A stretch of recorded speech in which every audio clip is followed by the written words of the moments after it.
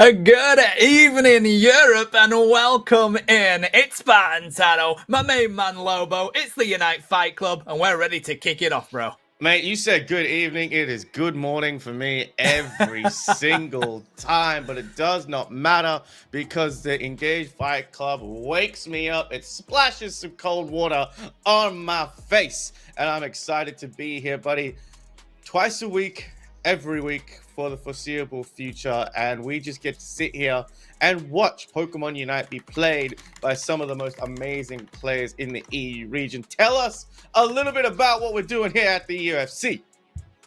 Well, bro, I mean, we had the Open Qualifier tournament kickoff on Monday, and it is now Thursday, and we have to find out the result of that tournament, mate. We've got teams in semi-finals, we've got teams in the lower bracket trying to get through to the grand final, and we have to bring that action today, because the whole reason for the Unite Fight Club is for these players and these teams to make themselves approachable by orgs. So we have data, endless streams of data we've been collecting to give these players individual grades, which have started to come in, by the way. Make sure you check out the website chart because grades are beginning to go onto players' names. I mean, that's so exciting, dude. I know I have the PlayUnite.pro website open up here as well. We get updates as we're coming through. You guys can see the matches, you can see the tournaments, you can see the player profiles as well, the individual player profiles, as well as the grades that we have got so far. Just a little bit of spoiler, we have no A students going on in the UFC. B is the highest grade that any of these people are achieving, but we are only in week 3 of the UFC. We're still tinkering with a few things going on. We had best of 5s going on for the first 2 weeks. Now we've got our open qualifier series tournament that go across a week, so we're shifting between all of those kind of formats so that we can get the best data for you guys and bring you the best representation that EU has to offer, not only with teams signing up but individual players signing up. The UFC is going to go throughout the entire offseason, mate. You and I are not going to get a break, whether we play Unite, watch Unite, cast Unite. It is what it is. Our lives are full of Pokemon Unite.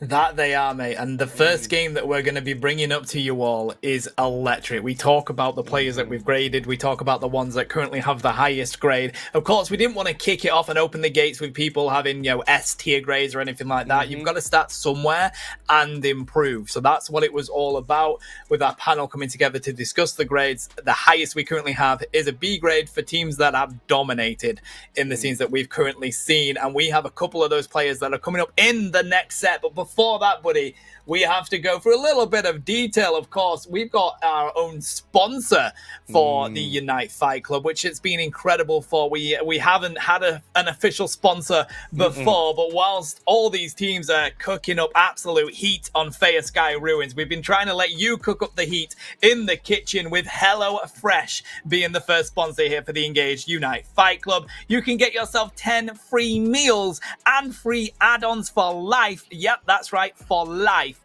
using that code that you can now see on the screen. It's just amazing to be able to do sponsor ad reads for the first time in our lives, Lobo. I mean, it is kind of insane that for life, free add-ons for life, using that code POGFER or 162760. That is such a massive deal to get a sponsor for the UFC, and big shout outs to HelloFresh for providing us, you guys, the players, everybody else, with incredible meals that you can prepare in the safety and comfort of your own home, maybe whilst you're taking a ground, because it's just that easy to cook with HelloFresh. So big shout outs to them. Thank you so much to them.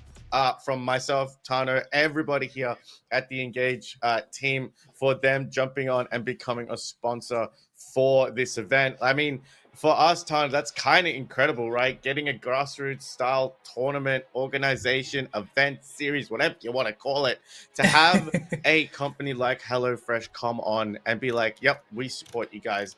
That's really just what any of us want here. So we really want to give a heartfelt thank you to HelloFresh for doing that. But that's enough of the lovey-dovey stuff, because it's called the UFC for a reason, mate, and it is Fight Night, baby! I'm going to say that every single time, but I guess as we go on right now, we have to go over a few rules that come with the UFC, and one of it is our favorite rule, and that's Fearless Draft. You want to take us through this absolutely wonderful implementation that we're putting on right now?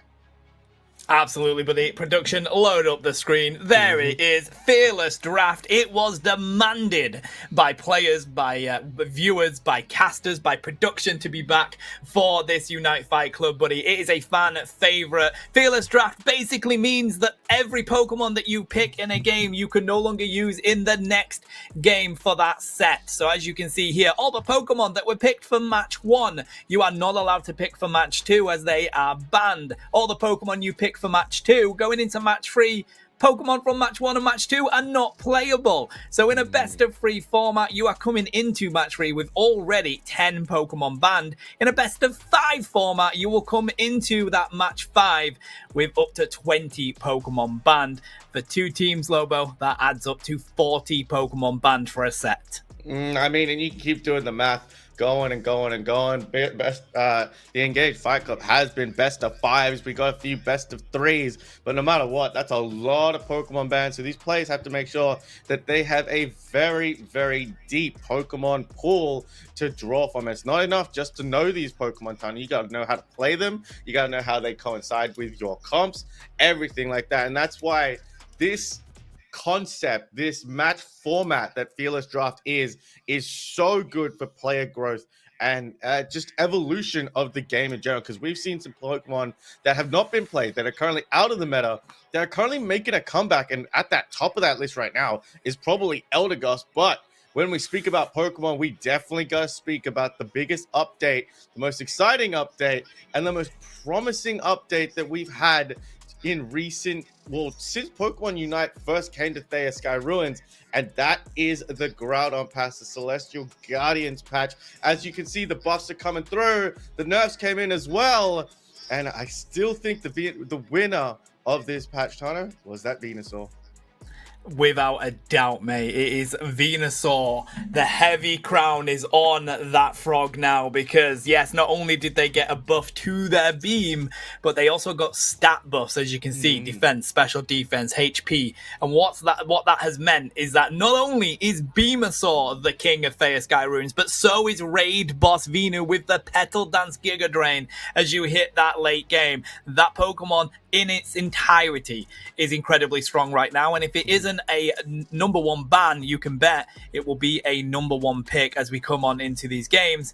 Much more on there as well, buddy. Inteleon getting some changes to it, some much better changes with its cooldown on its snipe shots and its acrobatics as well. So a lot more of Inteleons that we're seeing coming out now. What I was very surprised at, and I still am surprised at, is yes, Charizard has had a nerf, a considerable nerf to its moves, but that Unite move hasn't been touched, mate. And while Seismic Slam is the way that it is on that Pokemon, whilst that cooldown is that low, it's always worth picking up. As much as that Pokemon has been picked in the last couple of months, it has been first pick, it has been banned, it has been a problem to deal with. The minute these nerfs came in, Charizard went off the map entirely. We've barely seen it picked. But the fact that we have not seen Pokemon like Rapidash and Tinkaton be used to great effect so far. We've seen Rapidash have its moment in the sun, but it has been a little bit of a tiny tweak. But Tinkaton is making the rounds as people's favorite new build with that knockoff and Ice Hammer moveset as well, but also the double hammer, having that little pink gremlin put the hammer down on Theia Sky Ruins. You just want to make sure that we want to be thankful that Corviknight is not here, because we know it's on site for those two. But what is also on site, Tano, is these teams when they go up against each other. We have ourselves a little bracket to show you guys of what we are going through today. I think we do have a switch up though. I do believe, no, we have a continuation from what we saw on Monday. So you can see BH3 and KFC came all the way through into that top spot. We've got PDFD versus No Micro as well, making it through into that losers bracket round. It's the first time we're doing upper and losers brackets here at the UFC, and that first match, Tom, that's a doozy. It is a doozy. The BH3 versus KFC could be a grand final style map, buddy. That is how big that is. Both of those teams have players that are well worthy of their B grade in this Unite Fight Club so far. Some of my favorite players, Toast is the biggest one to look at on the side of KFC, an electric central laner on that team. So I'm very excited to see them. But of course, down on that loser side, I believe they are best of ones as well, chat. So it is all or nothing time for everyone down there in that losers bracket. No Micro, Pack to Fritten, they're going to be going up against each other, and that's going to be electric itself. I believe the game is ready, Lobo, so let's not waste any more time. Throw us into this game, and let's see what the bans are going to be. Yeah, absolutely. Our first game of the night is going to be BH3 versus KFC, which is Klaus's Fried Chicken, I believe is the name of that. There you go. We're going to get our schedule up for you real quick. Like, we've got the upper bracket finals plus the lower bracket semis. Like my absolutely beautiful co-caster just mentioned, is a best of one down in that lower bracket. However, it is a best of 5. Is it best of 5 or best of 3 in the upper bracket? I believe it might be a best of 3 in that upper bracket. I'm just need to confirm that one. Tana, if you could also confirm that one for me, that would be absolutely lovely. I think the upper bracket is going to be a best of 5. The lower bracket ones are both. So first game here, best of 3, then best of 1, best of 1, best of 5, with 1 game advantage to the winner side. Yes, okay, so this first game is going to be best of 3, best of 1, best of 1, best of 5, and the person going through on the winner's side in our grand finals is going to have a 1-game advantage, which means they only have to win 2 games to clean sweep that grand finals. But I believe we are match ready. That's our schedule. We've seen our bracket. You guys have seen the teams, and I think we're about to get ourselves all the way through into this match. I'm so excited. BH3 versus KFC is going to be an absolute banger, buddy. It is, mate. It really is. I'm very excited for it. I can't wait to see what they pick, what they come at each other with, because you just know that they're going to be really aggressive from the get-go.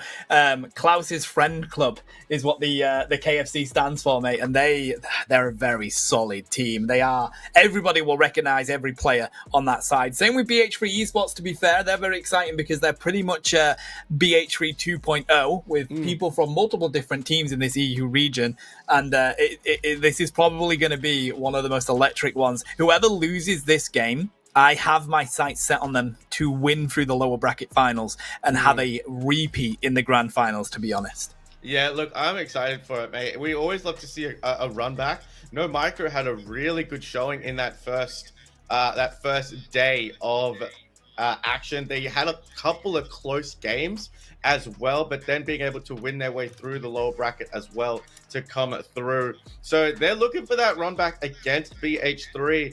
But again, if they are able to make their way through to the UB finals as well, whoever gets sent down from BH3 and KFC, that's going to be a hard climb back. Now, whilst we are still waiting for the teams to get through, we got hyped. We thought the teams were through, but hey, there's a little bit more preparation going on right now for these teams to come through into their lobbies.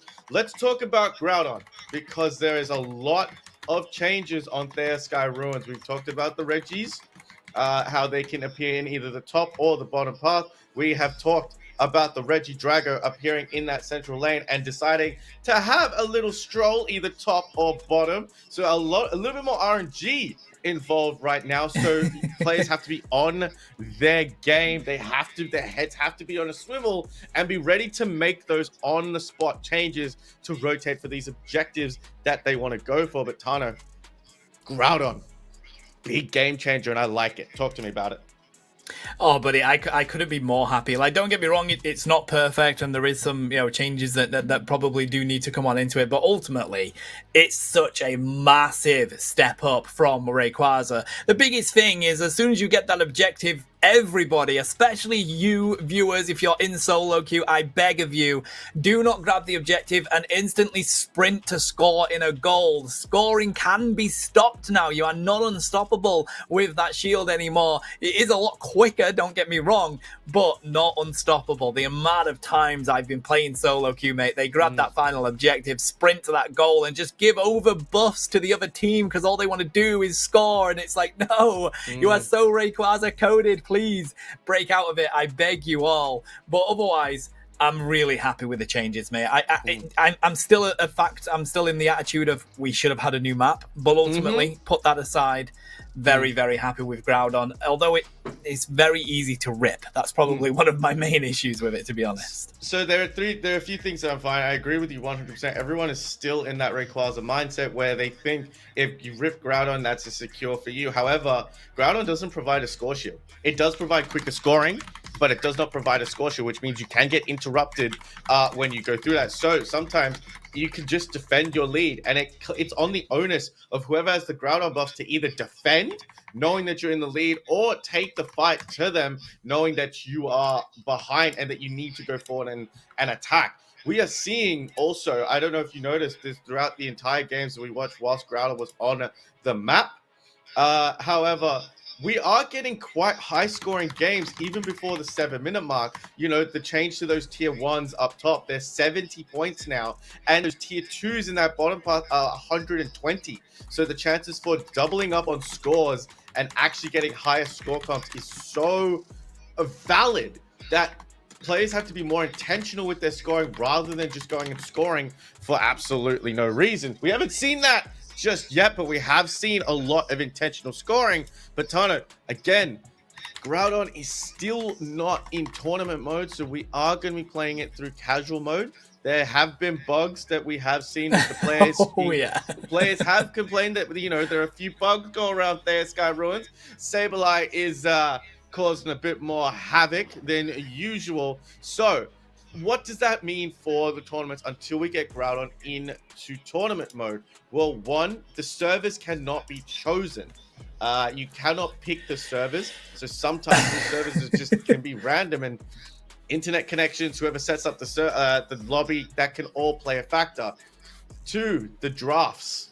The draft system is new, and we have to talk about it. 3 drafts this time round, and they're blind picks. So if you pick the same draft as another team, that you waste a slot. But however, we have 6 drafts coming through, and now we've seen 6 Pokemon banned out complete. We've seen the same Pokemon banned out completely as well. But when you take 6 Pokemon off the roster time, that makes Fearless Draft even more scary.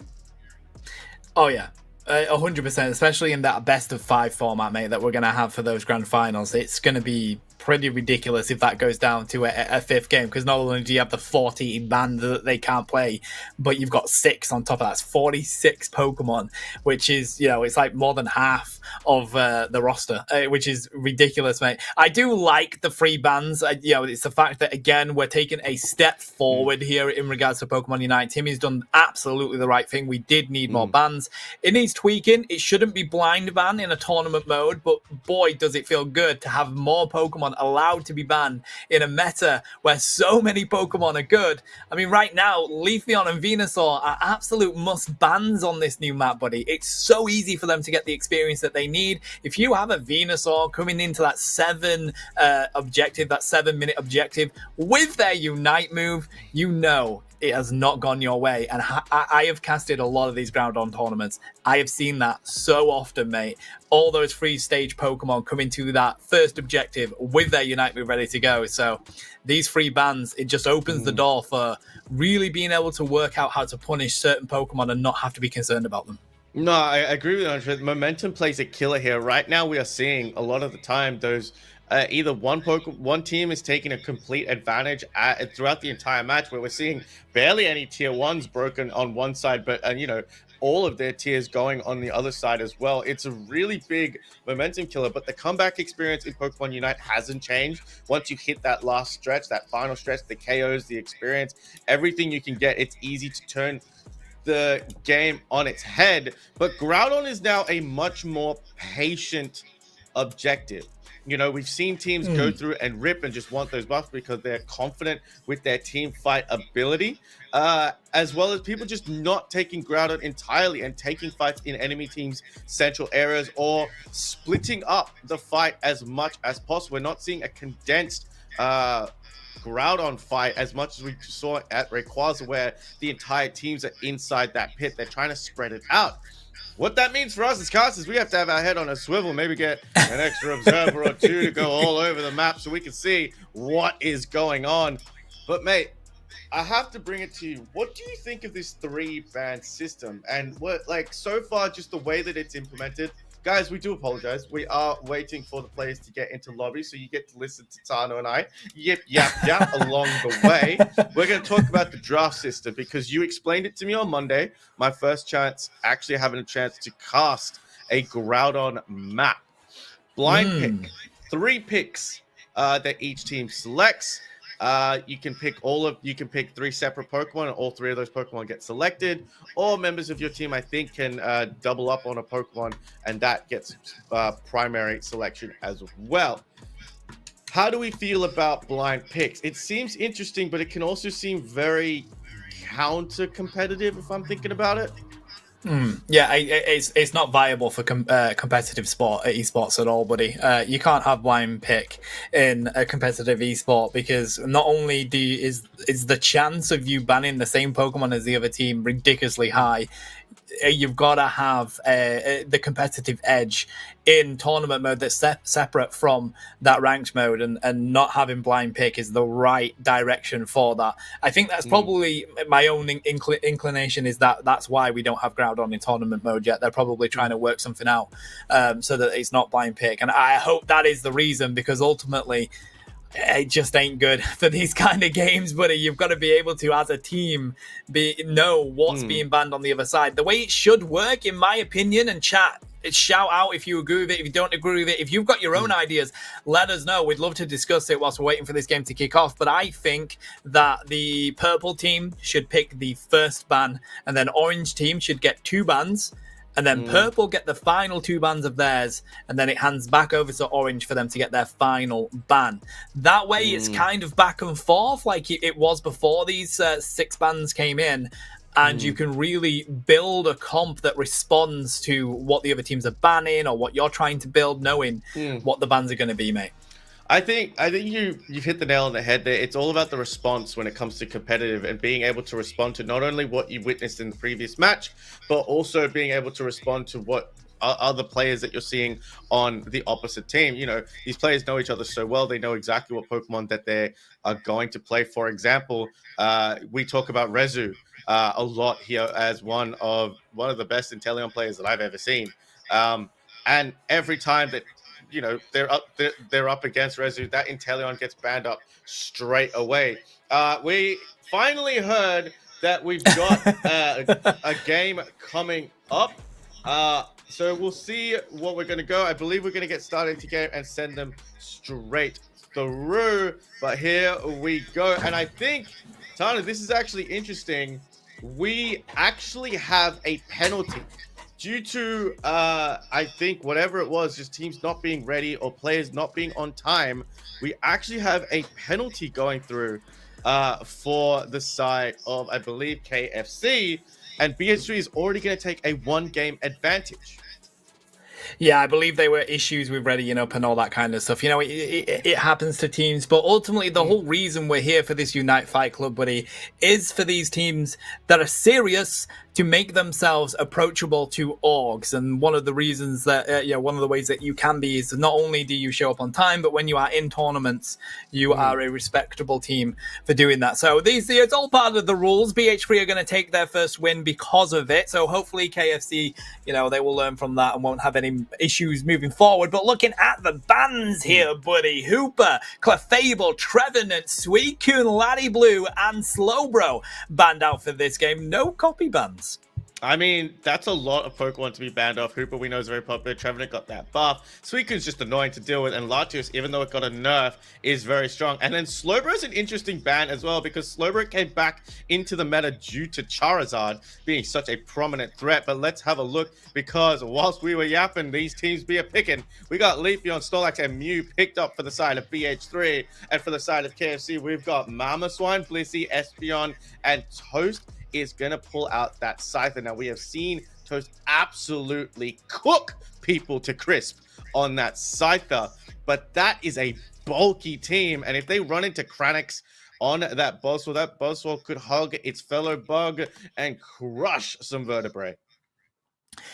The other people that we have on BH3 Esports chat, Sazero, Yutao, obviously Kranix there, Megu and Rezu over on that team.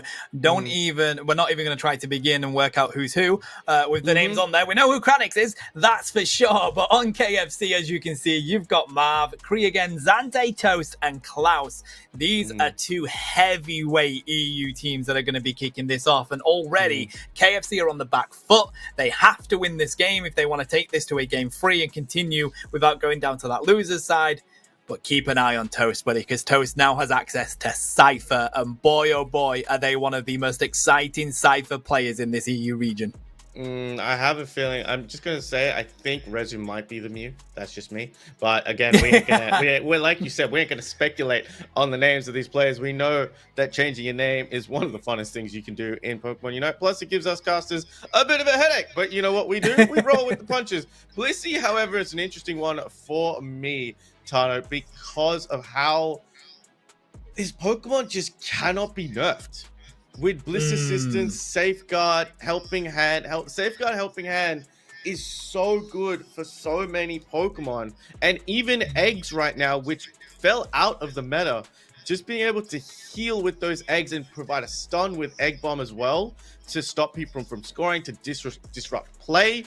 It's such a strong support Pokemon, but probably, I want to say the favorite support Pokemon right now is the Elder God that's coming back into the foray, and I absolutely love it, man. Oh, I'm with you, mate. What I love about these support Pokemon, as both of these teams are going to take their normal routes here, is that they are the pinnacle of Pokemon Unite, buddy. They are the backbone of Pokemon Unite. And, you know, your Blissey and Eldegoss that we see here, they both take quite a bit of damage, but they have a lot of utility from both sides of it. Eldegoss I love because not only can that take a decent amount of damage, it can drop a decent amount of damage whilst it's trying to heal its team. Blissey, you've got the safeguard side of things, trying to stop that crowd control. You've got the healing sound of things, and then of course a massive Unite move in that Bliss Assistance. And now we're seeing there is a go here. Mew's going in with the Electro Ball, but we're gonna see just a sec who got that. KO with the boosted, gonna try and take down the little Swinub, who has to heal back to the pad inside that top path. We've got Klaus going in with the Zacian. Toast is here with that Scyther, has access to that dual wing beat. There is action all over the pad. Central lane is going from top to bottom into different lanes. Leafeon opting to take both buffs and head out of their central lane as well, leaving those Natus completely untouched, but gonna go get them before these Altarias spawn. Yeah, right now though, Toast is ready to come on in with that dual wing beat, manages to grab majority of that farm. Klaus stuck here though, going up against Kranix. They do have that level 5 already, trying to find them, and they do. Leafeon does manage to get their own KO onto the side of Klaus though, and they're back to the Pokemon Center.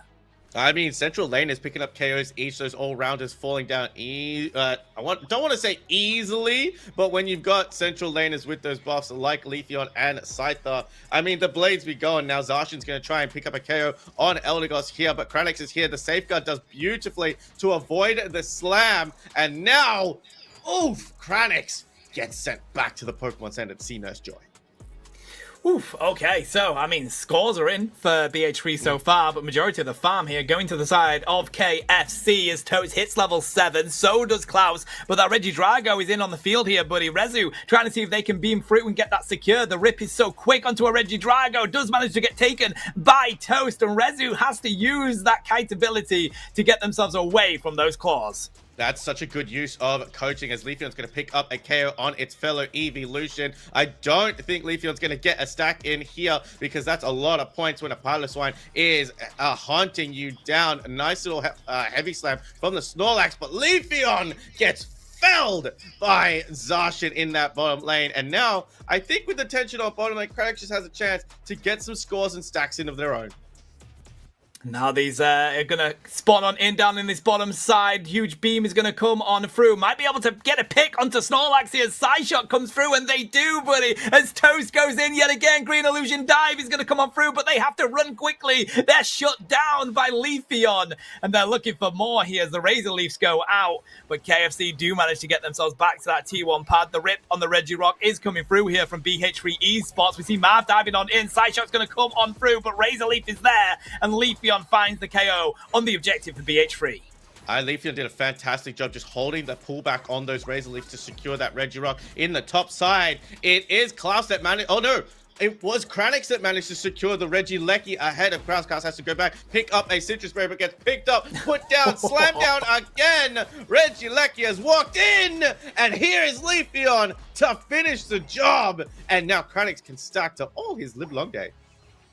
I told you this game was going to be electric, buddy. It's so close between these two. There's fighting left, right, and center, pushing each lane, trying to alleviate the pressure. The team fights are going either way. This is going to be one heck of a game. I kind of really hope we have a game 3, but BH3 are playing so well here. May have been able to grab onto the side of Snorlax. They're going to use that block to get themselves back onto the pad. Bliss is sneaking a 21 in whilst they can. Toast is going to continue to rain down the damage, and with the Green Illusion Dive, absolutely obliterate Rezu as they go back round onto the goal and break that pad. I mean, it was a fantastic move to avoid the Emerald two-step from Toast alongside the assistance of Bliss. Blissy, but now Kranix is here with the Super Swole Slam. Picks up Toast, sends them back. That is overdone, Toast. It's been burnt to a crisp, but Kranix wants to get as many points as they can to score. But here is Klaus to help. What a beautiful block to put them away. The safeguard is there, and now it looks like Kranix might be in a little bit bothered. Punches the big sword doggo away. Yeah, you got to keep your range with that Buzzwole. You know they're going to be coming at you with those big arms. You got to try and bait it and get a little bit out of the range before you go back in again. Smart by Klaus not to just dive for that one, because they were pretty weak on the side of that Buzzwole, buddy. And you know what it's like. You see that red mist, you think, oh, look at that HP pool. I'm going for it no matter what. And that is what inting is. But these players, they don't want to be doing that, as these objectives are about to spawn on into this field. Down in this bottom side, it is going to be the Regieleki, I believe. And it looks like KFC are trying to get this to them. No, it's a Regirock, sorry. So they're going to be able to lock this in unless they can dive in with the Leafeon Emerald two-step comes on through, and the damage is enough. The range was there to secure the Regirock, buddy. Toast is going to use the Green Illusion Dive, but has to get out of there. I mean, that was barely on that tick box for the Regirock who came in with the Green Illusion Dive. There you can see just how the new rotations of Regis confused not only the players, but also us as well. Behind Mikas's desk on the other side, Regieleki has gone back to its home in the top pad for this rotation. They're going to take that KFC. They are 127 points behind. BH3 going to do a nice job here defending with Snorlax. We've got the Psychic Select coming out from Espeon alongside the Bliss assistance from Blissy to try and push this pad. Regieleki has walked in, but now I think KFC want to take out their opponents first so they can do some quick math, because there's 18 points left on that. They want a nice big overcap. They got 15 seconds. Emerald two-step puts the math on hold. They waited just a little too long, did KFC, to score their points, and now they be scoring nothing. Absolute clinical cleanup by BH3 Esports, buddy. As KFC, they have to go back to the drawing board in the home pad here and look for the next approach. They've got to grab their own experience. They don't want to be losing out on the levels. We have a level 14 Leafeon on the side of BH3. Toast is managing to keep up, but it's going to be all about the Groudon that comes onto the field in about 1 minute 20, as it seems like BH3 are looking to extend their lead. 16 seconds left until that final stretch, but again, look at these score lines, Tana. 227 to 158. The score lines are high now, going in even into the 3 minutes. And now I want to even talk about the fact that maybe we say Unite moves off the table after 3 minutes, but with a Groudon being kind of drawn out fight, maybe you can risk using a Unite move maybe at the 2.5-minute mark, considering how, but Snorlax gets picked up by Ice Fang as they turn their attention to the bottom side. Big Solar Beam does come down. Espeon Side Shock tries to swap Parallax, but it does not. There's that late Unite move with the Ultra Swole Slam, and now BH3 have got the advantage because they're about to take a Registeel heading into Groudon.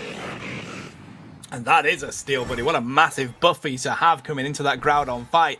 They did have to utilize a little bit of economy for it with that Ultra Swole Slam, but what a perfect flanking maneuver BH3 capitalized on there, buddy. I would love to see that on a clip because that was absolute genius for them, waiting for the right moment to go in with a heavy slam, for the beam to come on through from the Mew, and then Buzzwole to just shut them down on the flank. It was huge as KFC looked to get positioned for this fight here. I mean, Mew is just popping up Solar Beams. They managed to hit Toad, but look at where that Espeon is with that Buzzwole looming. They can pick them up, put them down. A Mamoswine has to pop the Mammoth Mask to get out here. Solar Beams are coming on in. Buzzwole has decided to try and chase after the Leafeon. Bliss Assistance has to come out early on Toast as majority of KFC have less than half HP left. They have to go for a quick retreat out of the Groudon pit, and that's the beautiful thing about Groudon. You can actually slow it down.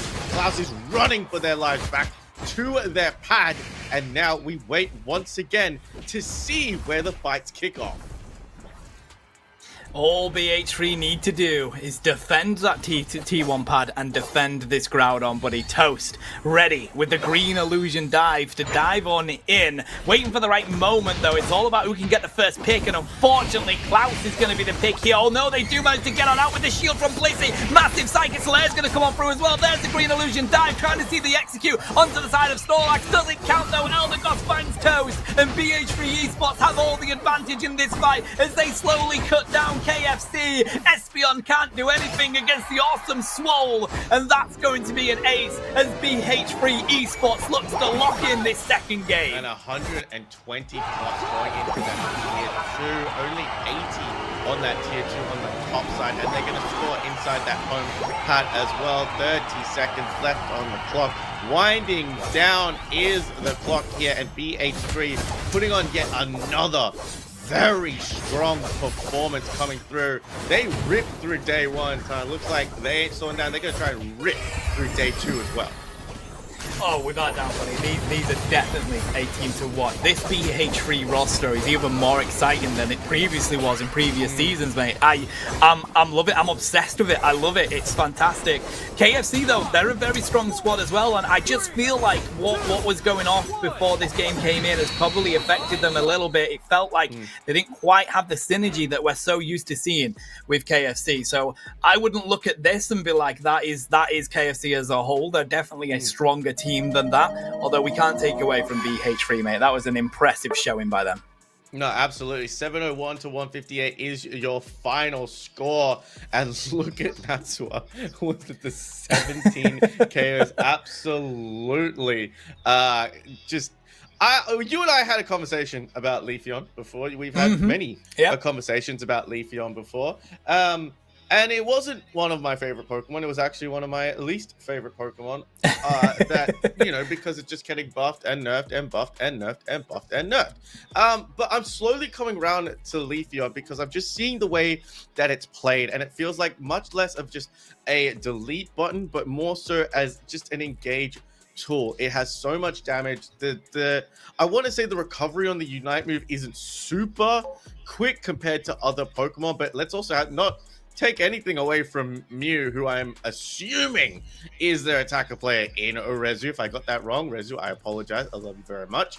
But 92k damage. Those beams were hitting like a truck.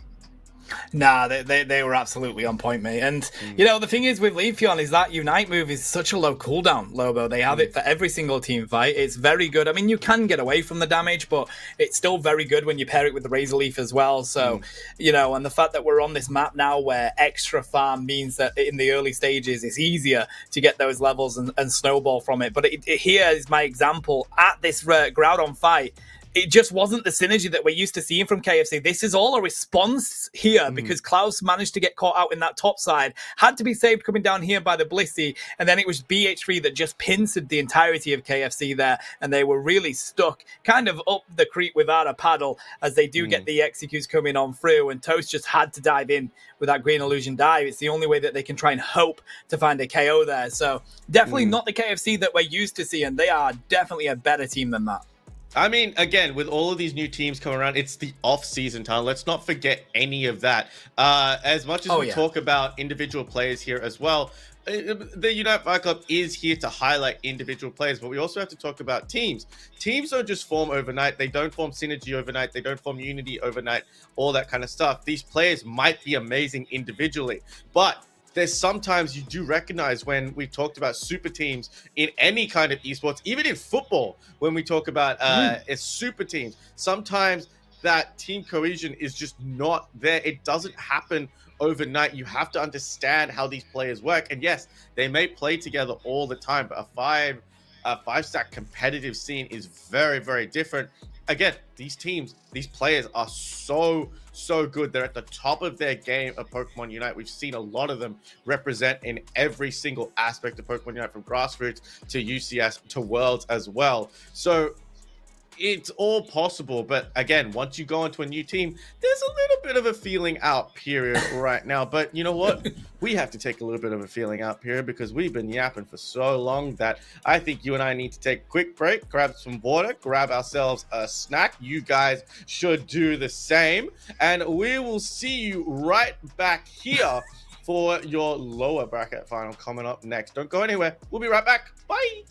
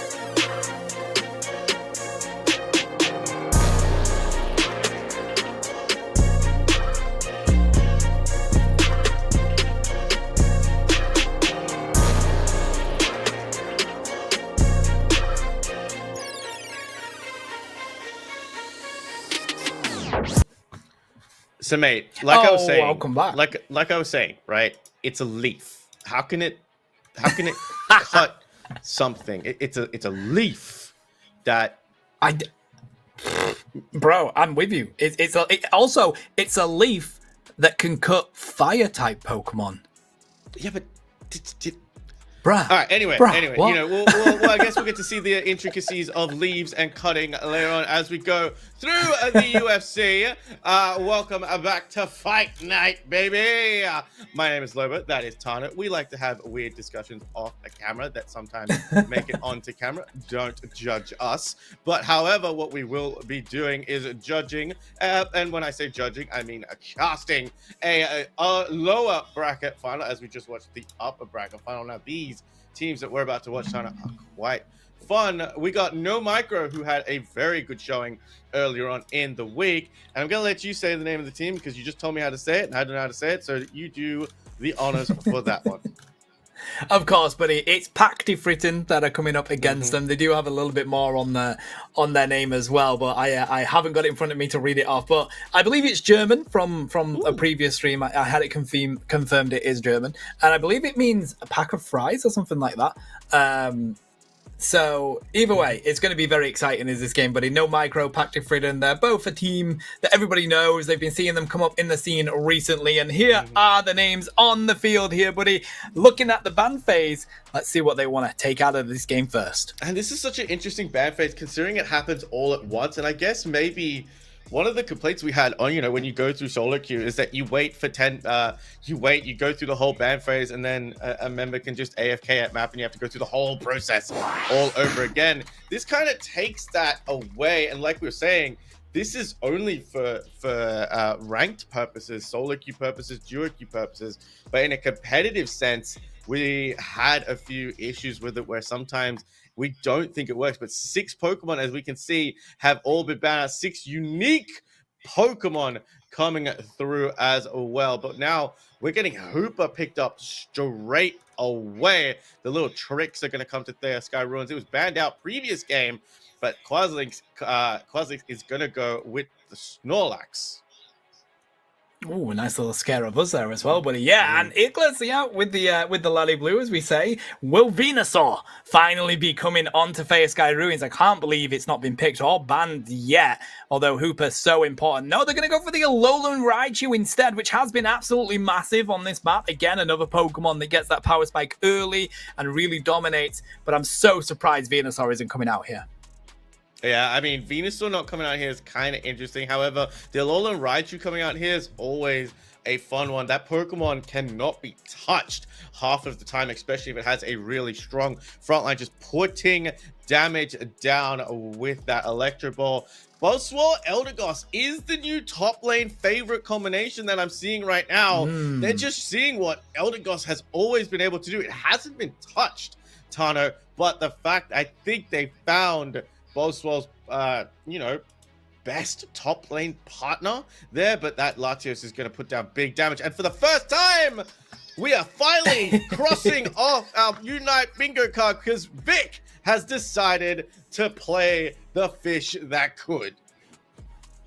Gyarados on the field. Very, very happy with that, buddy. It's one of those Pokemon that we haven't seen a lot of. As you said, we're only just seeing it here in the Unite Fight Club, and this is like, what, week 3 or something ridiculous that we've had of it now. So that is very surprising. Very excited, though. I feel like it's the kind of Pokemon where people seem to always think that they can stop it getting that effort meter up and getting that Evo, buddy. But that never happens in a 5-on-5 setting. Teams know how to get Gyarados on the field, and typically 9 times out of 10, they do manage to get it online before that 8-minute mark. I mean, with all the massive amounts of experience that are currently around Thea Sky Ruins, you're not stopping that fish from climbing that waterfall and getting to that Gyarados, but also both movesets of Gyarados seem kind of viable as well. Waterfall kind of does provide a stun plus a lot of dashes to move yourself around the map. Bounce, unable to be stunned whilst you're charging that bounce meter, plus provides a knock-up and a stun as well. We have seen Aqua Tail come to the forefront since it got that buff as well, but Dragon Breath is just so good because it deals such a big amount of damage, able to secure, and plus after you stun everybody up with a bounce or a waterfall, that again, that Dragon Breath just has the ability to KO and secure. But let's not forget, the rapid attack ability of Gyarados is so strong just to output that big amount of damage. But we are seeing Galarian Ponyta heading onto the central area for the side of Active Fritter. But for No Micro, that Absol was dangerous last time we saw it. Another Pokemon that has really benefited from the changes of this map, but the Absol has been dominant since these changes came in, and it's definitely a speedster that people have been calling for some slight nerfs on because of how good it is with this map. So huge pickup by No Micro, but they have to capitalize on it. As we see up here, they're going to try and use that tried and tested lane of Buzzwole Eldegoss against that Magikarp. They can't limit it, buddy. Absol is going to have to be there to try and put that pressure on. And let's not forget, I don't even think we mentioned this. This is a best of one because we are in the lower bracket right now. This is one and done. Again, Fearless Draft not going to come into play so much so as both central laners head towards that top side. We see that extra Bonelby being taken as well. Middle, Natu still not being taken, so the strategy around them still hasn't been set just yet. But middle Altara is about to spawn, and Snorlax is here to help out. Yeah, who's going to be able to grab these? Pushing them away on the side of the Snorlax, and actually they're looking for farm here as Pursuit comes through from Oni, manages to cut the fish down to Sushi, back to the Pokemon Center, and now they rain in the points onto the T1 pad. No Micro come out of that one feeling pretty rosy. I mean, Galarian Rapidash decided that they just didn't want to deal with Absol in that territory, but now Absol's going to force the issue because they are just doing big amounts of damage. Level 6 already. Sends Hooper not too far back to the Pokemon Center. No Micro just going to help themselves to the Team Central area, but I like this from the side of Raichu. What you do to us, we do to you. Central area farm with that Regidragon is going to turn around, but that Raichu has to be very careful because it can be deleted off the map as we are just witnessing right now. But there's the dash ability. Latios comes to finish it off. Yeah, that was pretty much, that Raichu versus the world there, and they're obviously not going to be able to do much more than what they did. Regidrago is going to be locked in by No Micro, so more experience for them. But Pactive Fritter, they're going to allow that to happen so they can go and score points up here. They want to get some stacks onto the side of Vic. They're going to use the bounce to get on over the wall. Snorlax looking to see if they can hunt them down. In the meantime, Absol has gone hunting. Oni manages to find a KO as they look to rotate down into this bottom lane. Vic is doing a fantastic job trying to avoid. They are low health here, but every time that bounce comes back, they're going to be found by the Latios that time round. Map awareness is so important, but when is it often that you see a Crosser get chunked down by that amount of damage? Level 8 Absol on the field, but a level 8 Raichu also for Pactive Fritter, so they're not too far behind on levels, are they? And not too far behind on the scores. As we just hit the 7-minute mark, Regis have gone back to where they go. Reg Ice down the bottom, Reggie Leggy up top side. Both teams deciding to obtain different objectives. Oh! Absolutely ridiculous construction coming out from Hollow World as they lock it in with a Rock Tomb Crustle. They didn't even come out of the bush for that one, Lobo. And they get both objectives as they manage to grab the Regice as well and look to push on to this T1 pad. I feel sorry for my neighbors after that call out. Oni's going to try and dive on in here. They do manage to find the Hooper, but they get revenged in return. What an incredible moment of events we just witnessed. The sound I made had never exited my mouth before. I don't know what that was. The utter surprise of Crustle didn't even leave the bush that time around to secure that. Incredible. So Pactive Fritter actually have a bit of momentum heading on down here as Gyarados jumps in, takes down the Latios, but now there's Raichu just putting on the damage, and when you have Gyarados as well there to help, and Raichu's going to get an A40 in, misses the Absol completely, but now it's got the help of Hooper to try and keep it alive. Absol has to pop the Midnight Slack, try and get out here. Crustle can't seem to get a claw onto Absol with how much movement that this Pokemon has, but Gyarados is going to put the Dragon Current down and try and get someone out. However, doesn't hit anyone. They've got that boost from the ult. Yeah, they were definitely undecided on who they wanted to go for, and Vic is going to come out of it without getting anyone, but they do go back to the home pad. A good effort from Snorlax trying to stop them from doing that. Vic is back and ready to find a good KO onto the side of No Micro here. Fritten have got themselves well back into this game. Roll call is thrown on out with the Hooper, and now they're trying to see if they can score some points before that springboard is up in about 10 seconds time. Every time they try to, though, they get damage put onto them, and with those Unite moves coming through, Rubble Rouser has to be used to keep their team at a healthy status, and now they've got to get on the retreat, Robo. I'm just noticing that just the difference between the two teams. Absol able to put out big damage, so is Buzzswat as well. However, the Raichu combination with that Garrett is also able to output big damage, plus movement on the side of both teams. So very evenly spaced. Let's have a look at these levels real quick. 2 level 11s for both teams, Raichu and Galarian Rapidash alongside Absol and Buzzswat. So we've got a nice little combo coming now, but now we've got an objective that both teams want to take, and that's that Reggie still heading to bottom. There's 3v4 going on. Absol and Buzzswat just a little bit behind, but those are Pokemon that you do not want to forget about.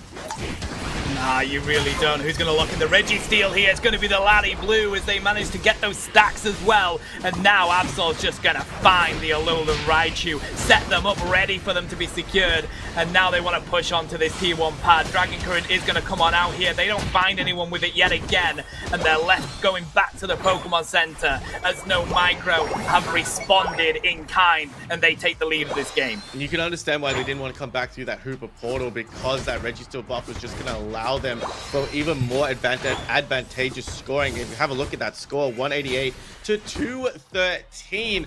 Not too much between these two right now, Tano, level-wise, score-wise, but Hooper's going to call roll, and they're going to initiate this fight quick as we've got the side of No Micro retreating, and Pack2Fritter is just going to try and turn their attention to this objective. They want it. They want to do it. They're going to pull the ults to use it, but Absol here might try the ambush, but they saw all 4 members of Pack2Fritter marching towards them.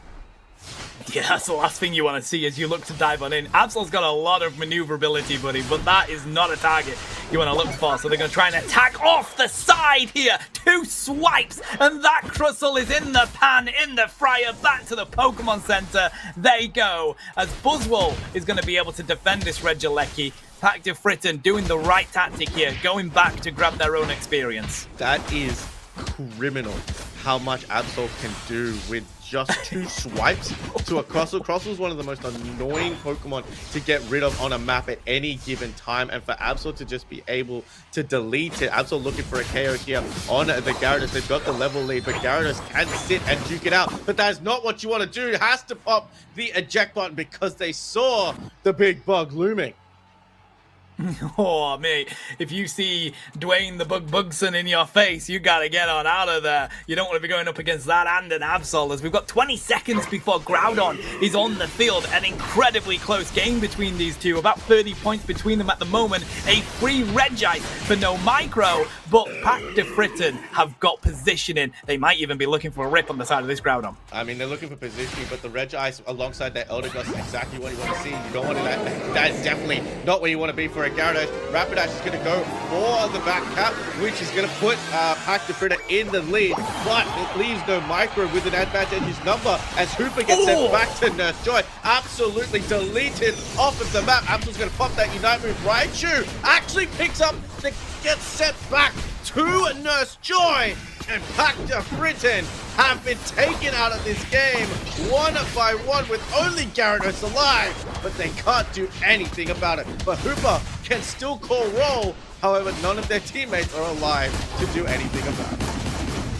Oh, Crystal and Raichu are back to go through the hole, but I tell you what, mate, now No Micro, that was all Oni managing to pick up Hooper with that KO. The plan that Pack2Fritter had was go let that Rapidash go and score in that T2 pad, call roll and bring everybody back in to take the fight. That stopped them dead in their tracks. Now they want to go score some points here, make sure that they do keep this lead. Difficult though when you get that Groudon buff, because if you do get KO'd, you give it over to the other team. But when you've got Oni doing ridiculous stuff like this, and then you've got that Laddie Blue in the backside as well, you're locking in this game for your team. I thought they had an okay strategy here. I thought they got put in the lead by just a few points with that Galarian Rapidash back cap. However, having the numbers advantage there for No Micro really allowed them to just dominate at that Rayquaza fight. You're right. When you target the supporters, we say supporters are just the backbone, the most underrated, underappreciated role in Pokemon Unite. When Hooper wasn't there, roll call can't be done. The heals can't be done either to send them back with the hyperspace hole. But 15 seconds on the clock. This one is all but done and dusted with 228 to 777 on the mark, which means no Micro gonna go through because that is best of one and done. Micro not messing about this time, Tano. That they're not, buddy. Their name's no Micro, but their Micro and their macro was absolutely on point, mate. And I gotta say, I mean, what a way to stun in a best of one. You had to go big and go all out, and that is exactly what that team did. As we have a look at the stats here, mate, I am very impressed with Oni's Absol there, but also Ickless was incredibly difficult to take down. I can't wait to see how much damage they actually took. I'd be surprised if it's that high, but they were getting those stacks, keeping in that backline and finding the KOs. 30k damage they took, which is the lowest in the entire game, mate. But also look at Absol only going in and out, 108k dealt with only 43 taken. That's kind of ridiculous, but it was a very back and forth game, as you can see through the graph coming up on your screen. It was a closely contested game, even with only getting those levels on that Absol and just outputting that ridiculous amount of damage. Getting Gyarados online was very, very helpful to the cause. Vic did miss a few Dragon Currents, which might have caused a few problems, because that is a Unite move that can stun up the entire team. But just on the side of Pactifritta's comp right now, they just didn't have the bulk to soak up that damage coming out from the Absol. No, it was so tough. Like, I mean, we saw how they deleted Crustle in 2 swipes of that pursuit, buddy. And of course, if you do hit them on the back, the cooldown's reduced. So you can pretty much have constant pursuits ready to go if you hit them on the back the way that Oni was managing to do. But whilst you were trying to deal with that, you had none other than Ickless there in the back with that Laddie Blue, just dropping consistent damage, a lot of damage.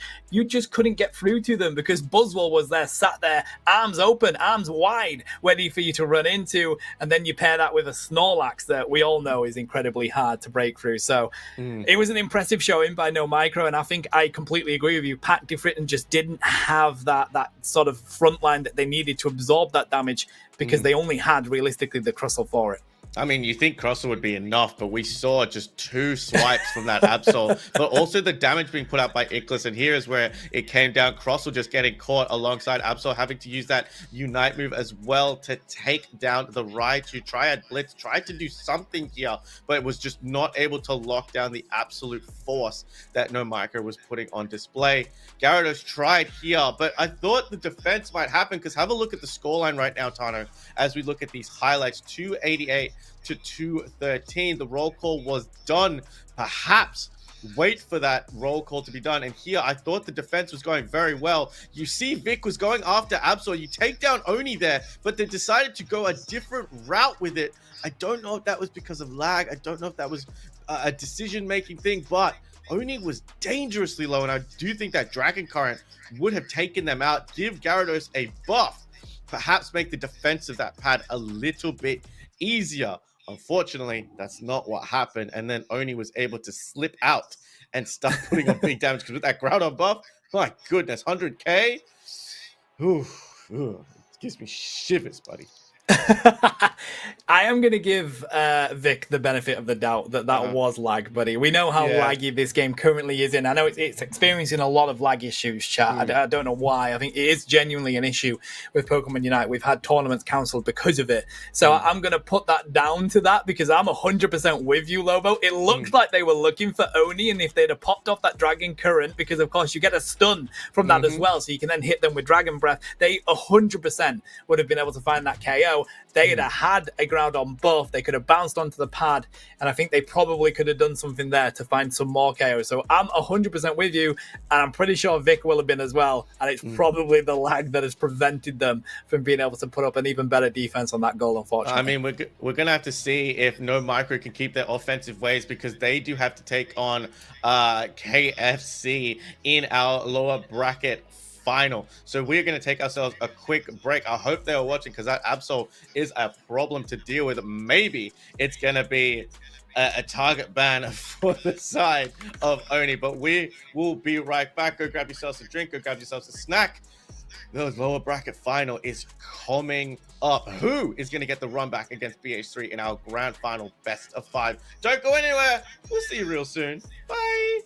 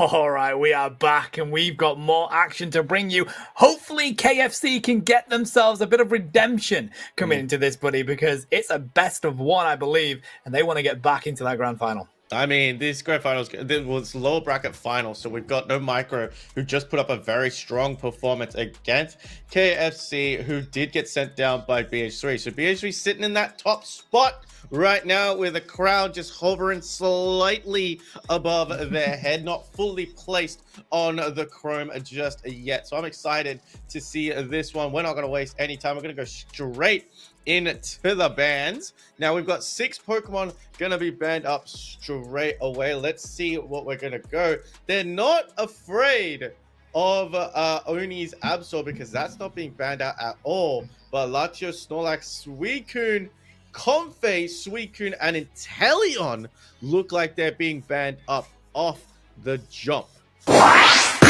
Oh, okay. So interesting. We're going to have a double Suicune ban, meaning we only have the 5 coming through. But Snorlax has been taken off the field, buddy, and that is a Pokemon that so many teams rely on. But KFC, they've got a lot of flexibility built into their team here. All of their players are capable of covering a massive pool of the role that they play.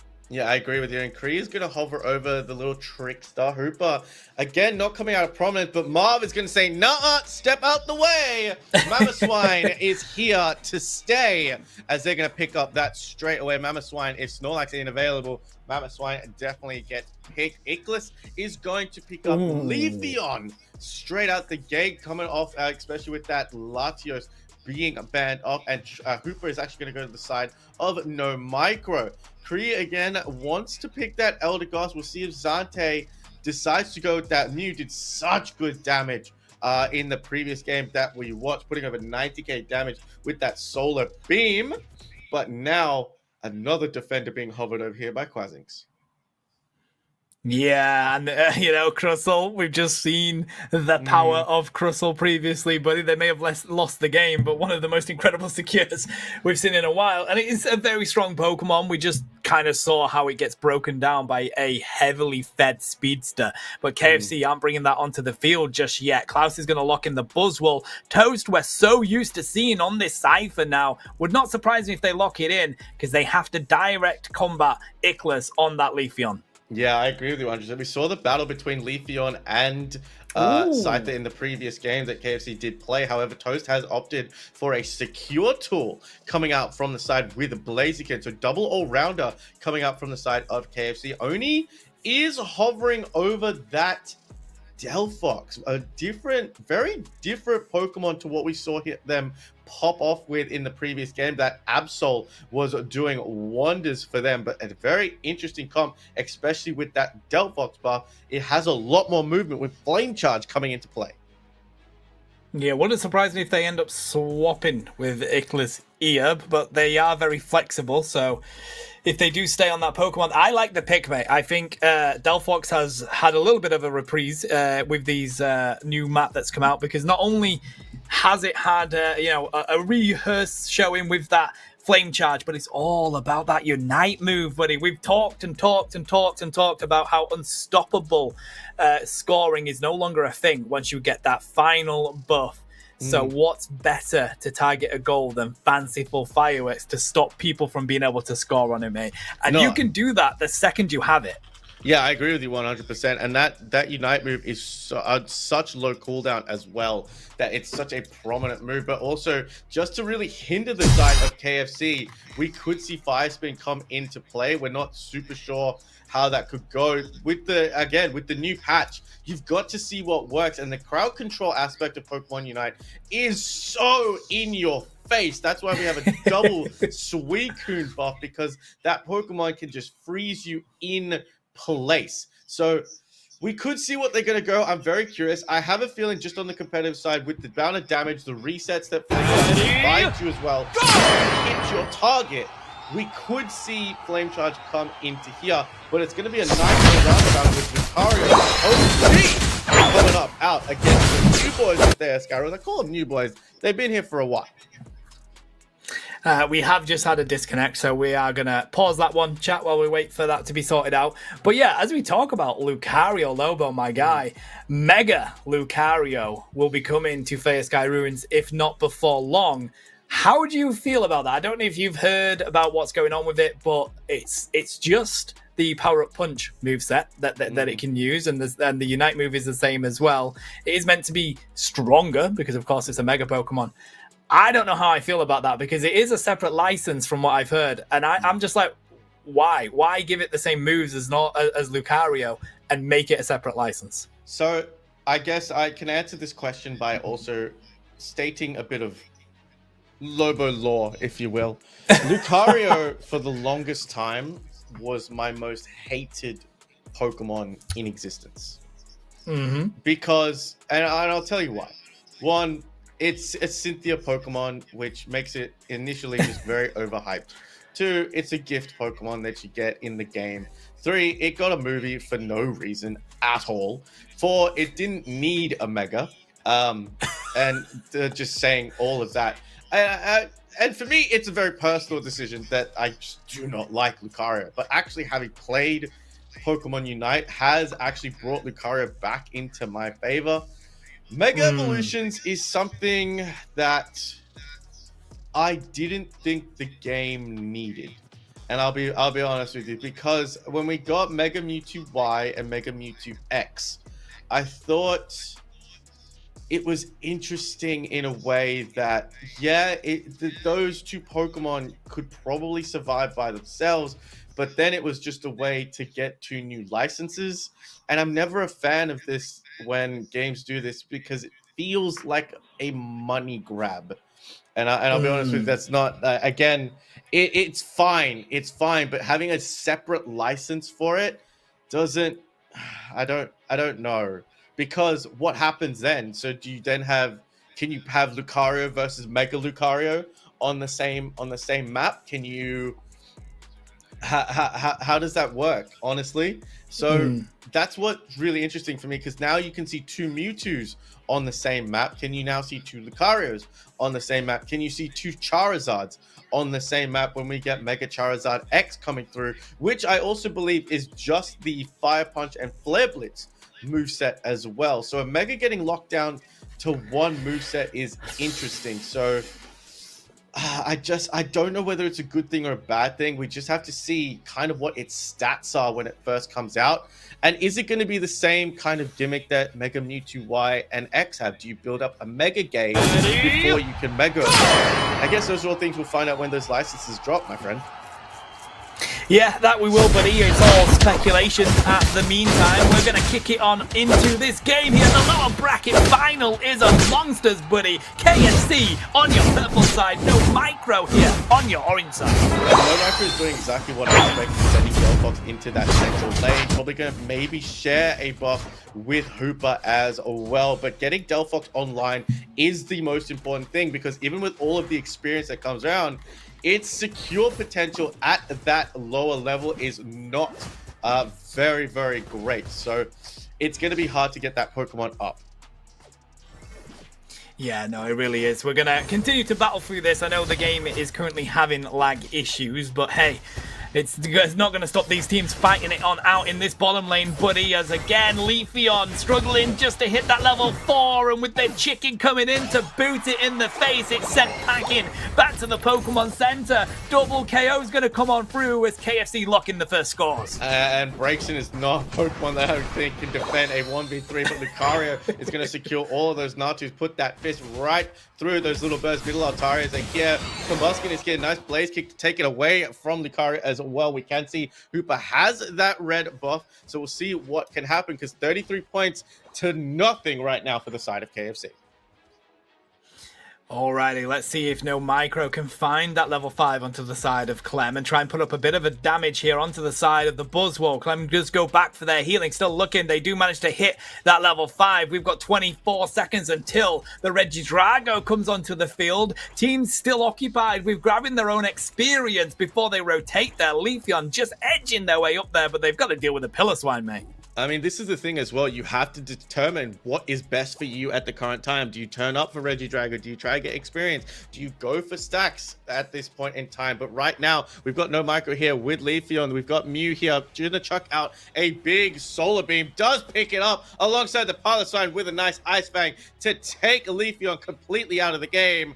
Combuskin has evolved. There goes the pickup once again from Blaziken as well. Gets put straight into the Solar Beam, and Mew gets an execute with the Electro Ball to boot.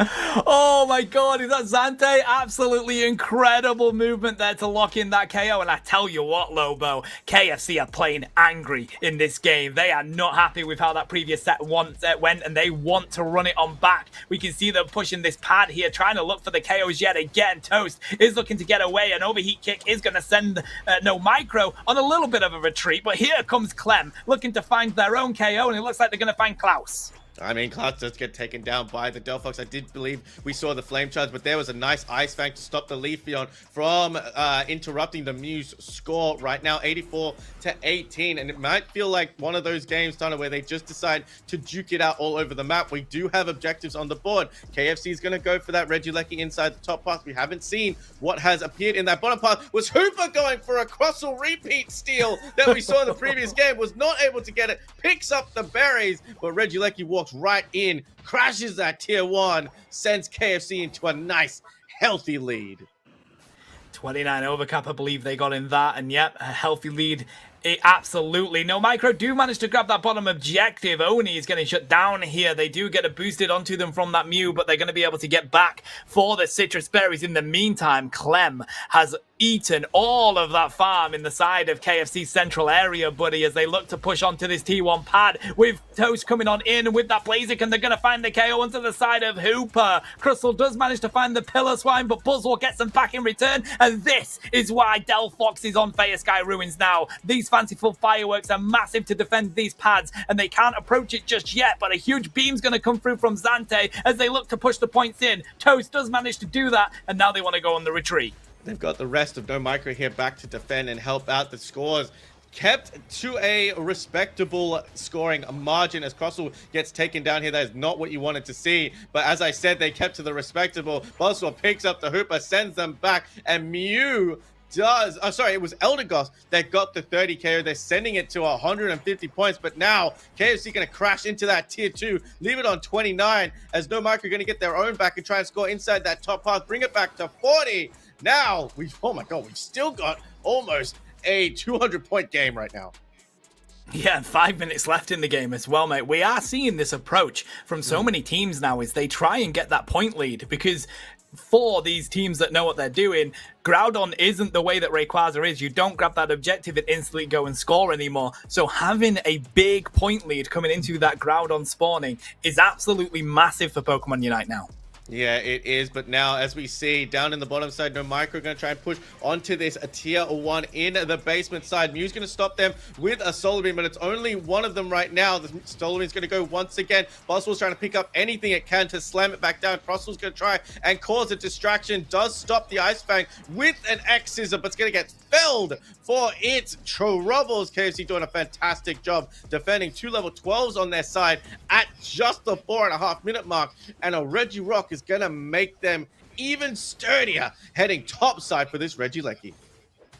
Does feel like KFC are winning every team fight that they find themselves in at the moment, but they haven't seen the approach from this Leafeon that we've seen in previous games. Ickless has been struggling. They're at level 10. It's all going to fight on here as we do see fanciful fireworks coming out with the Rubble Rouser as well. They haven't found the KO just yet. They do manage to find the Mana Swine, and KFC are actually on the retreat here as they look to lock in this Regieleki in the top side. Regidrago is about to spawn on in as well. It is taken by Ickless, but they're looking for the KO onto the side of Crustle. Looks like Klaus has found it, but now they really do have to retreat because Clem is looking to go hunting themselves. I mean, Lucario does also pick up a KO on the Eldegoss as well, but now they're going to chase down this Blaziken. Blaziken is a very hard Pokemon to KO, but with the damage that's coming out from the side of Delphox, they managed to yeet themselves across a wall and now focusing their attention on the Regidrago, whilst KFC are trying to stop this Regieleki from going in because they don't want to give them a chance to come back, especially when it comes to scores. There's going to be a secure on that overheat might have gone early, but it does not matter. He's still going to pick up the secure, but Crossel and Delphox combine to pick up a KO. The Ultra Swole Slam misses everybody as a beautifully timed Hooper Portal does send Crossel back. It's picked up, put down, and slammed all around. Oswald picks up Delphox and KOs the Crossel with its own teammate. Bro, who needs weights when you've got a Delphox in your vision, just as heavy and just as powerful to wipe out the opposition? They are going to be able to find Zante here as Ickless chains through a couple of KOs. They've managed to hit that level 13, mate. And this is crazy, right? That's the power of Leafeon. We were just saying how they were level 10 a couple of minutes ago. Now they've hit level 13, just shy of where Blaziken is on the side of KFC. Yeah, look, Cross was going to try and put those rock teams down to help out, but a 50 score going into that top path is going to be important for Lucario coming in. Hooper can't call roll just yet, but a Registeel is exactly what KFC want to see with 12 seconds to go until Groudon decides to spawn. And you said it, once Groudon spawns, the game is on. So I think that's what you said. That didn't have a good ring to it as you said it last time. I'll let you come up with the sayings from now on, but KFC taking a strong positioning inside this Groudon den. That's what I'm going to call it. It is a den for Groudon as we've got Ickless and Lucario circling topside. No one wants to take this just yet, but there is a decent score lead coming out from the side of KFC. Yeah, the ball is in the court of no micro. They're going to have Rebel Rouser coming on out. The Emerald two-step's going to come through and delete the Elder Gods. The healing's no longer there. Fancy for Fireworks rains on down, but they do manage to break through it with the side of the Buzzwole looking for the KOs. They have managed to take down Hooper here, and they were trying to deal with Buzzwole, but in the meantime, the rest of the team has been KO'd by Blaziken, and now it's just the Delphox and Crustle left trying to deal with a Mamoswine while the rip on the Groudon is here. We know the age-old saying, Lobo, when there is a Groudon, the game is on, but it is going to be a secure by Blaziken. KFC look to be in the lead with the final minute.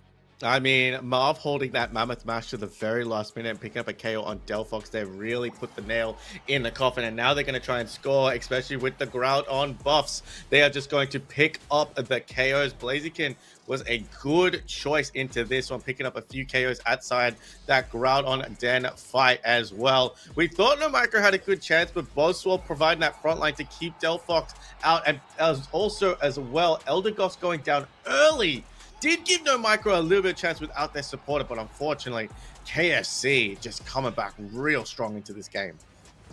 Yeah, they played angry to begin with anyway, mate. They managed to, I mean, No Micro had a good comeback, but KFC, they managed to eke it their way and find the way to come into the grand finals to get that revenge against BH3. But you can bet BH3 has been keeping a close eye on this to see what's going on, and that is going to be an incredible grand finals coming up next. Yeah, I can't wait to see what that's going to come up, because it's going to be the BH3 KFC run back. Let's not forget BH3 have a game in hand. It is a best of 5 as well, so Fearless Draft is going to come right into this. We could go heavy into this one with the way BH3 have been playing. They have been storming through this week's open qualifier tournament, so maybe they want to finish this off quickly as we have a look at some of the stats.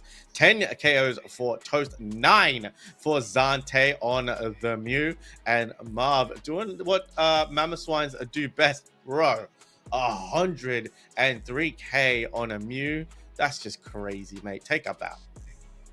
That's the power of Zante, buddy, having that ranged attacker up their pocket ready to pull on out. And as we have a look at the objectives, look where that Regidrago went for the entirety of this game. It's such an important objective here in this game, and no wonder getting that Registeel buff before Groudon even spawned in was pretty massive for KFC as well. So no surprise, KFC were playing very angry coming into this, mate, and it's paid off for them. That is a best of 1. They're going to be the lower bracket finals winner. Now it's going to be a run back versus BH3. Can they do it, though? Because BH3 have been so impressive for the whole of this open qualifier. I mean, so impressive. And we started on, we mentioned at the very opening of the broadcast, this was, we know these players. These are the most experienced players that we have in the EU region. And of course, they were going to come out on top. Any chance to play in any competitive setting, these players are going to take it, and that's why we get so excited when we get to watch them. But now it's time. BH3 in the lead, 1 game in hand. Let's not forget going into this one, so they need to win 2. They could either do that in a row, but KFC need to win 3 on the hop as well to take the reverse sweep. Now, we've seen a few reverse sweeps happen in the Unite Fight Club. It's been very, very exciting. And it's been a different game for you and I, not having to cast a best of fives for every week. We got a little break, but we're back into our wheelhouse right now. But speaking of taking a break, we are going to take a break. We're going to get everything ready, get the players in their lobbies. Tano and I are going to grab a drink of water because I can guarantee you we're going to be yapping through this one with all the action that we're going to see. Don't go anywhere. We'll see ya very soon.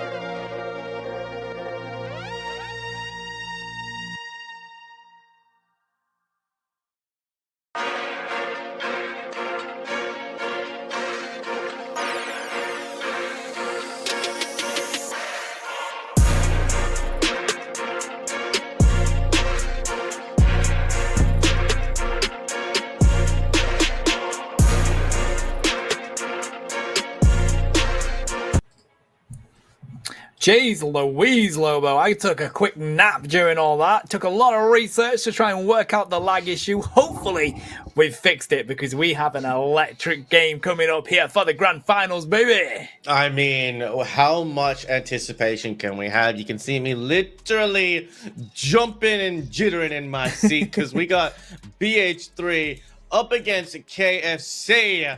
Mate, these teams have got the anagrams down to a T, as do we. That's enough from me. I'm going to let you speak for a little bit as we go through the drafts.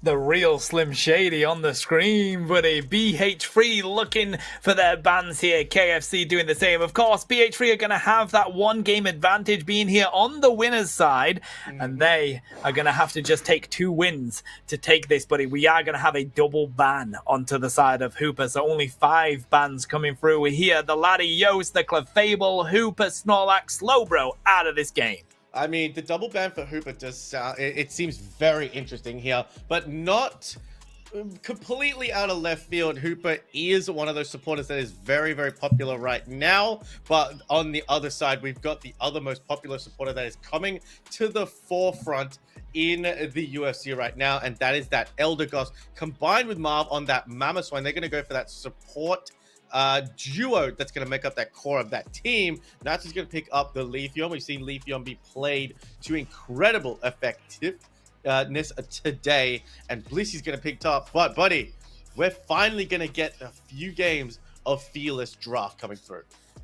Yeah, I can't wait for this, mate. It's going to be great because if you pick up these heavy picks that we're seeing already, Leafeon being on the field, Mamoswine, Blissey, you're not going to be able to use that in the games after this. Now, I was just having a nosy at these player ratings, by the way, buddy. We have 3 B-graded players in the whole of Unite Fight Club. 2 of them are on Klaus's friend club over there on side, KFC. Narami and Toast are the 2 that have it here right now.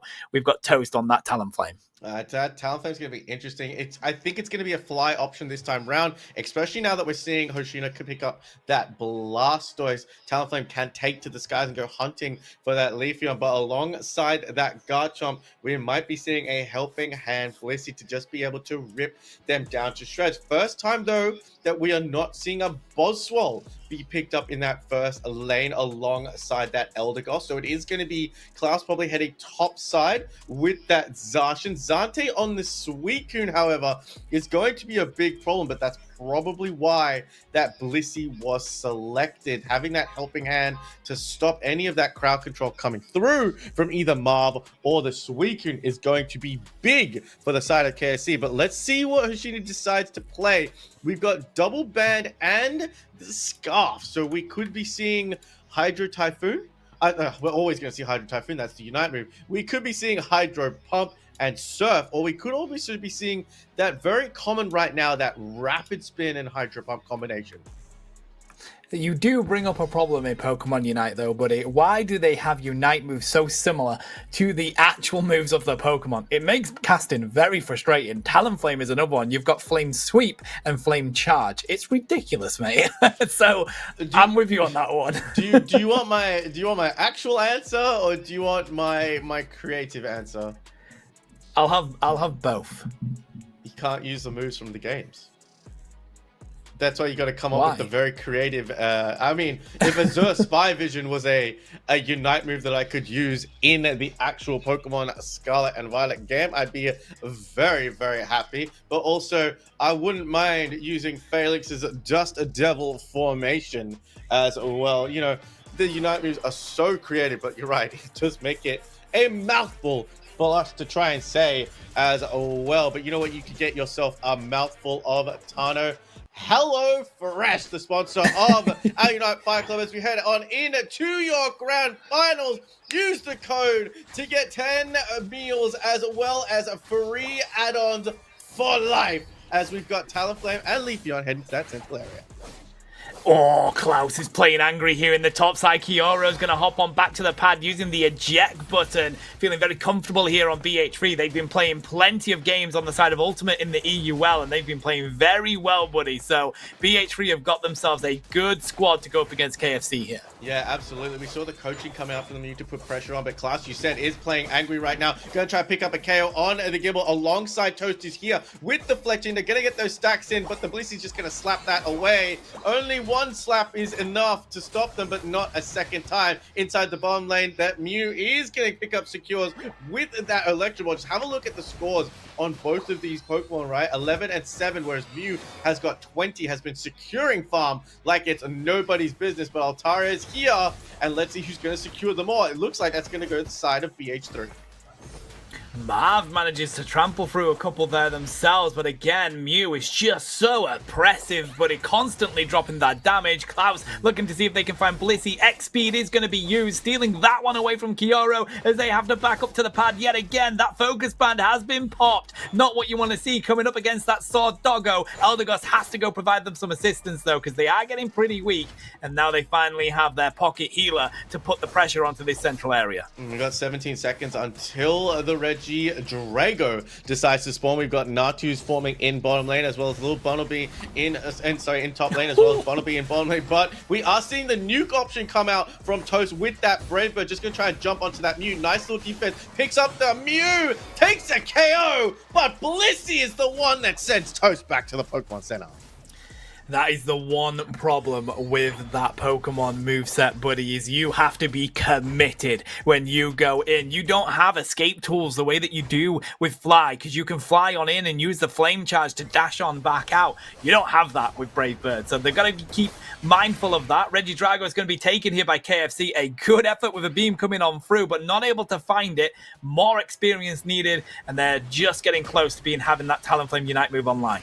KFC is in the lead here, but Blastoise also online as well, as we're going to try and get a team up onto the Eldegoss, but Klaus is there with that big sword, pushes Leafeon back, but the Emerald two-step is there, and the winner of that engagement comes to the side of BH3 and Leafeon. The difficulty KFC are having here is that BH3 are finding that early movement on that Gabai. It's all about KFC having to win this early game with the advantage that they've currently got, buddy, because look how late game that can be. That Blastoise and that Garchomp are going to be massive in the later stages. KFC haven't given themselves a big enough lead just yet. Regieleki is in, looking to steal it away is BH3 as we dive on in on the side of Marv. Toast comes in with a Brave Bird, but it's going to be Razor Leaf that finds it as the Leafeon looks for more. Manages to find the Pillow Swine. Trying to defend the pad now is Toast, and they do take down the Blissey. Flame Sweep coming on through just to get them away from that goal.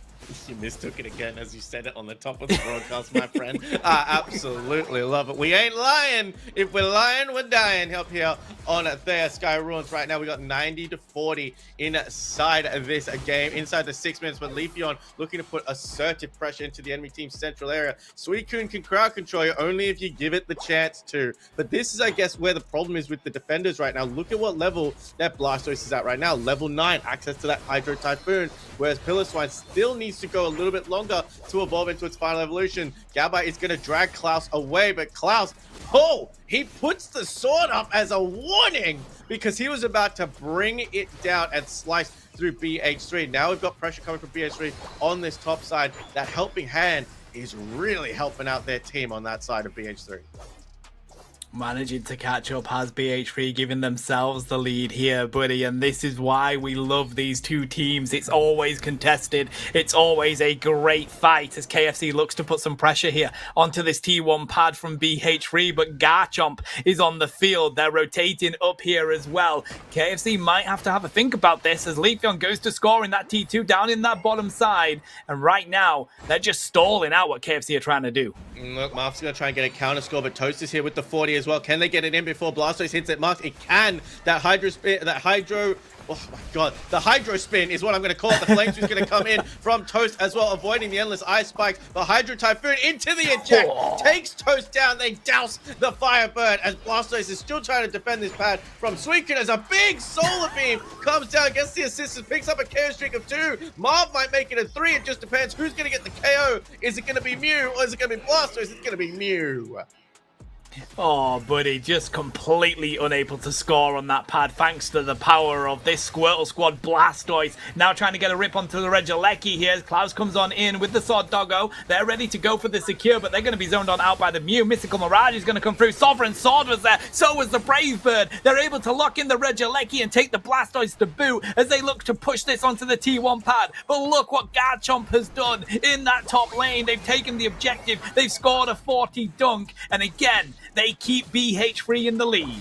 I mean, that was a bit of missed mathematics there. Eldegoss scoring 7 points when Toast had a 50 dunk that they could have scored to bring this game back to even. But again, there goes the pressure in these situations right now. But also just want to point out, we talked about how high risk, high reward Brave Bird can be. Every time Toast has gone in, they have not come out with more than half HP. There's the helping hand on the Garchomp that's also level 12 right now, with Leafeon at level 13 because we're at the 3.5 minute mark. Toast is going to go in alongside the Endless Ice Spike to pick up a nice KO on Leafeon. As Blastoise is going to chase with the eject across the move. There's the Livid Outrage as well, alongside the Bliss Assistance. Now the Dragon is enraged, and it's got eggs to boot. Toast is going to go in with a Brave Bird, gets pushed back by the Hydra Ball. Flame Swing going to try and isolate the Blissey to stop the Garchomp from having any kind of assistance, and Toast hits its mark perfectly, but gets put up by the scoop from Blastoise and Garchomp combined.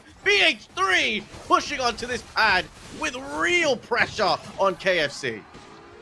I've got to say, this Blastoise play is absolutely stunning, mate. I am loving watching it from Hashinda. They are so important in these fights, and they are chasing down Pokemon on the side of KFC. The amount of times that I have seen Zante have to run away from the fight back on up because that Spintoise is chasing them down. The Hydra Typhoons have been absolutely on point with the eject button to capitalize on the most disruption they can find.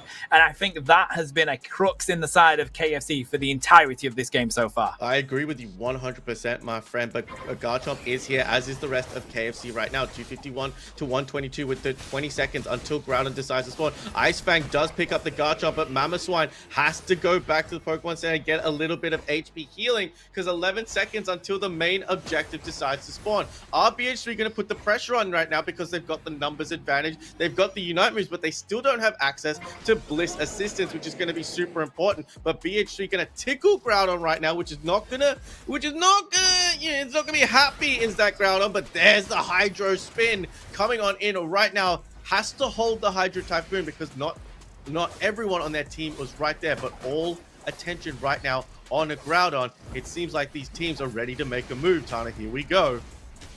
There goes the Mammoth Mash diving on in on the side of Kioro. They're going to get the Livid Outrage popping out here as well, looking for a sweet KO if they can find it. Not able to just yet. There goes the Hydro Typhoon, looking for the secure on the Groudon. It's going to be Toast. Burn it on down with the Brave Bird, and they find the Execute onto Leafeon to boot, but Kioro is looking for them in response. But if they can pick up a buff here, it would be absolutely massive. But luckily, Zacian comes through, but they can't take down the Land Shark. They've taken a 2 KO streak. It's a triple KO streak for them, and they're able to take that buff away from KFC. This game is not over. That had to come from the helping hand, but there's Toast trying to use the Groudon buff to take down the Blastoise Hydro Spin. There it does. Toast does manage to take it, just narrowly avoids the Solar Beam, but they're still 100 points behind. Gets caught by the boosted from Mew, and Mew now has a Groudon buff. KFC have to push this, whether they push this into the top pad or the bottom pad, but there are buffs evenly spread. I want to say no, they're not. I think KFC have lost all of their buffs, Tano, with 30 seconds on the clock, 130 points between these two teams, and 30 seconds left on the clock. It's all going to come down to this.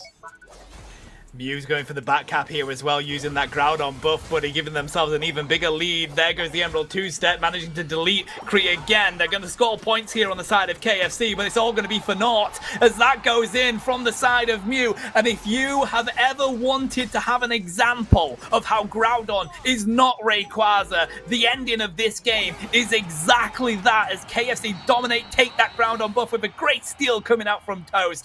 But it's BH3 Esports with the game managed management skills that come out on top of that one, mate. It all comes down to game management there. Again, once you have that Rayquaza, we saw Toast went in, tried to use that Groudon buff to really eliminate them. But then we also saw the combination play between Garchomp and Blissey as Marv and Suicune tried to take down the Garchomp, but they couldn't. The assistance from Blissey was enough to actually secure that double KO inside that Groudon pit, which means there was no chance for them to push. Possibly, I'm only saying this possibly because in the state of all of that, once Toast secured, they tried to go get a score in top lane. Blastoise was there, then Mew was there, then Blissey was there. Chance to back and regroup and try and take that fight as a 5 with full buffs might be the way, but also we're seeing this strategy right now. BH3 completely dominating the scoring in that early game, getting a 200-point lead. Having that score lead heading on into Rayquaza is becoming absolutely key to getting your victory in these games going forward.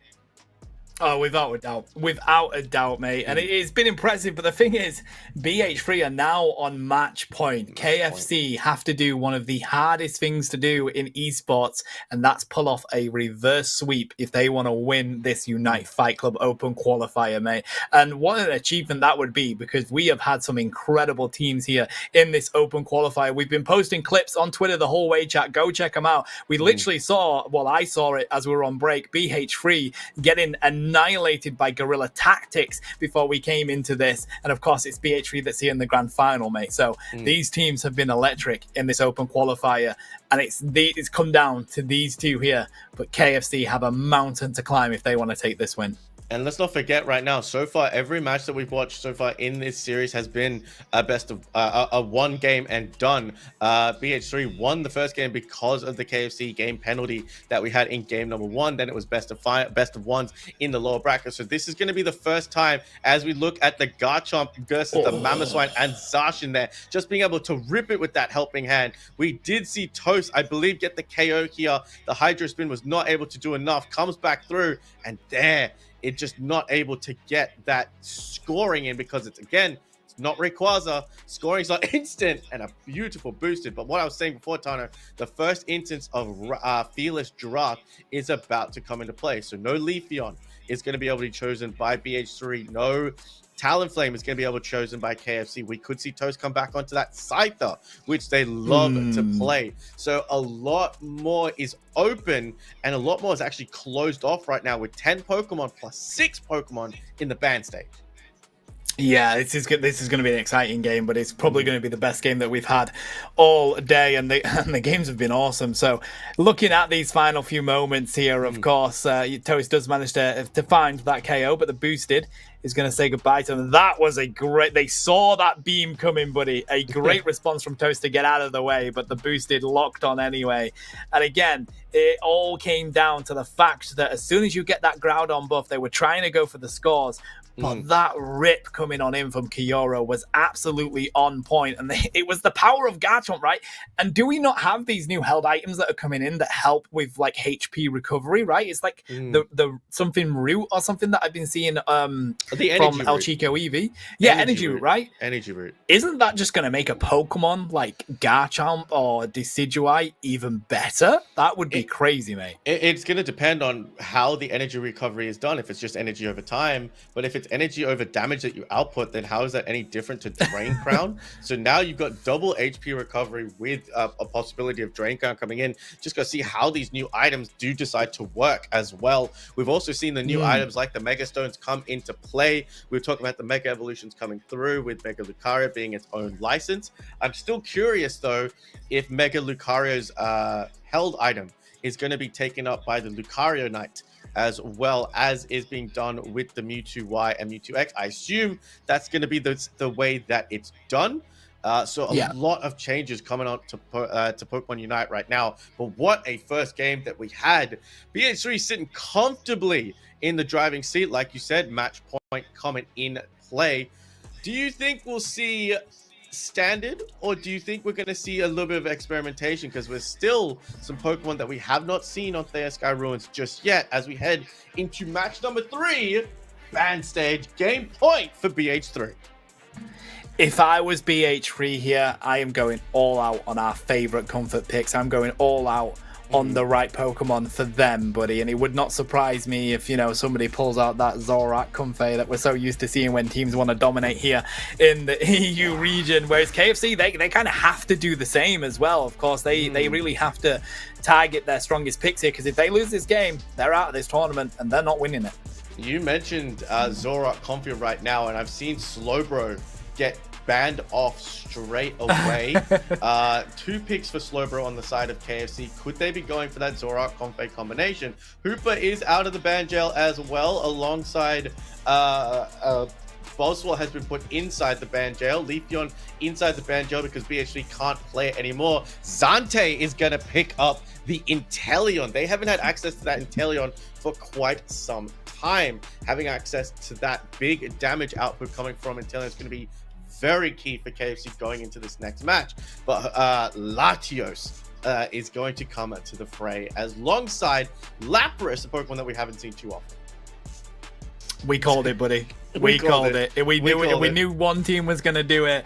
No surprise. Kriagen's going to lock in the Comfey here. Toast is just hovering over the Zorak for the moment, and they lock it in. Klaus is ready to go. Now, BH3 have to respond to this. They're going to have to find something that disrupts the combos that Klaus is going to want to pull off. They already have a decent comp, but they need something that's going to directly target it. And there they are, Mimikyu on the field. They're going to pair it with that Zacian as well. I would have hoped for something that could disrupt it a little bit more, but the Mimikyu is what it's all about here, Lobo. I feel like Lapras is also a good shout here. Whether we decide to see what move that Hooper's going to go for as well could slow down the Zoroark.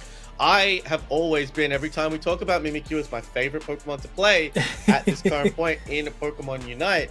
I have always been a Shadow Claw stan, but looking at the comp right now that's coming out from the side of KFC, Play Rough seems to be the combination that you want to go here. You can target down Klaus on that Zorak, you can target down Zante, you can almost one-shot an Inteleon with a fully stacked Mimikyu alongside that Razor Claw and Muscle Band. But Kyoro is going to have a problem to deal with in Toast, as that all-rounder battle in that top path is going to be a juicy one. Botana, match point, tournament point for BH3, survival time for KFC. Yeah, this is exciting, mate, because the thing is, this matchup is all going to be about how they can limit Klaus, because the thing is, whilst they have to put so much attention on Klaus, you've got Zante sat there dropping snipe shots, you've got Toast there on the Lucario that you've already said is going to be trying to pull up that fight in the top lane against the opposite all-rounder. This is a heavy game because they've got a lot of things that they've got to think about here on the side of BH3 Esports. And it's a lot of attention they've got to put onto plenty of Pokemon on the side of KFC, mate. Let me talk to you about something, because we had this discussion a little while ago with a few people that Mimikyu has been kind of nerfed with the Shadow Sneak moveset because of the lack of bushes that now it can use its Shadow Sneak to travel through. So is there a chance, especially now that Zoroark is on the field, that we see a Trick Room come out to play from Mimikyu alongside Play Rough? I don't know. It's rough. It's tricky. No pun intended. It's tricky and it's rough, especially if Klaus does get going. Toast does get going on that Spark. But wait, we've got a Hooper invade coming through. That we do, and it is the EU region, buddy, so a Trick Room Mimikyu would not surprise me at all, mate. We do some ridiculous stuff over here. Not being able to find the KO on the bottom lane just yet, though, as KFC get back to their pad. Hooper causing a lot of disruption in that central area, but if they still manage to hit the level 5 on the side of that Zoroark, nothing has gone the way of the Hooper. Looks like they may have stolen it. No, they do try and get the pressure on here, whilst Lucario finds the first KO of the game, mate. You know, just want to point out that Klaus and Toast have swapped off, so it is going to be Klaus on that Zoroark, and it's going to be Toast on the Lucario inside that top path. We've got Mimikyu here. It is going to go for Shadow Claw this time round, which provides not only a stun, but also damage healing over time every time you hit that, as well as it's going to be easy to rip down that farm and get those resets if we are going to see Shadow come through. Here, in that side, that bottom path, we've got Zoroark here, caught out in no man's land. It missed its combination before, but this is probably the selection of the Latios right now, because it's a short hit move, and it does a lot of damage. Ooh, managing to get a decent amount of damage onto them. They are able to find Klaus here as Latios comes out on top, just managing to dodge that little extra damage coming in from Klaus as they get the boosted off, buddy. And if they can continue to do that, KFC are going to have a much harder job at winning this game. Scorelines are very even right now with only 2 points. They are scoring. Comfey is going to find its Zoroark here, but now Hooper's going to come back into that central lane to provide even more distraction. This is I like this strategy coming out from the side of BH3. If you can't get Zoroark into the fight, and it is Trick Room coming out from the side of BH3 as well. That Trick Room is going to be very, very key to really closing down the Zoroark as well. And that all-rounder battle there is pretty even right now, as we've got level 6 Zacian, level 6 Lucario, Mimikyu gonna make their way up top as well to help out. Toast is having to rethink their life choices here as the Trick Room cuts them off and they run on back to the Pokemon Center. Klaus is coming on in to the top lane, recognizes that Mimikyu is there, probably doesn't want to take that fight as Marv has to use the eject button to get away from the Laddie Blue, and so does Zante. BH3 Esports are continuing where they left off, Lobo, with this aggression. I mean, the pressure that they are putting as they get a double 30, as that Latios, see how far that Drizzle had to chase away just to avoid the Lati. But there we've got the Trick Room now into the play with me onto the Zoroark. Klaus is feeling the pressure coming right now, and this is an ingenious play coming out from the side of BH3 with that Trick Room Mimikyu. I think it's a play rough Zacian as well from what I just saw, buddy. We'll have to keep a close eye on that. It definitely is Metalclaw at least, but either way, BH3 Esports are absolutely locking in this game so far. They've won the early game. They've got 152 points to 16. If they can lock in both these objectives, they continue with that advantage. Zante's looking to see if they can lock this in. The Eon Blast doesn't come through yet from Latios, and Regice is going to reset. But the zoning is here from none other than Mimikyu. Trick Room goes down. Here comes Klaus bouncing on in, trying to get that boosted off. Does find them. Nightfall Days is going to come through as well. But the Hooper Portal saves the Lapras, and they come on back and execute KFC back to that Pokemon Center. The zoning is here, Lobo. The rip on the Regice is here. It is a play rough Zacian as they look to lock in this buff.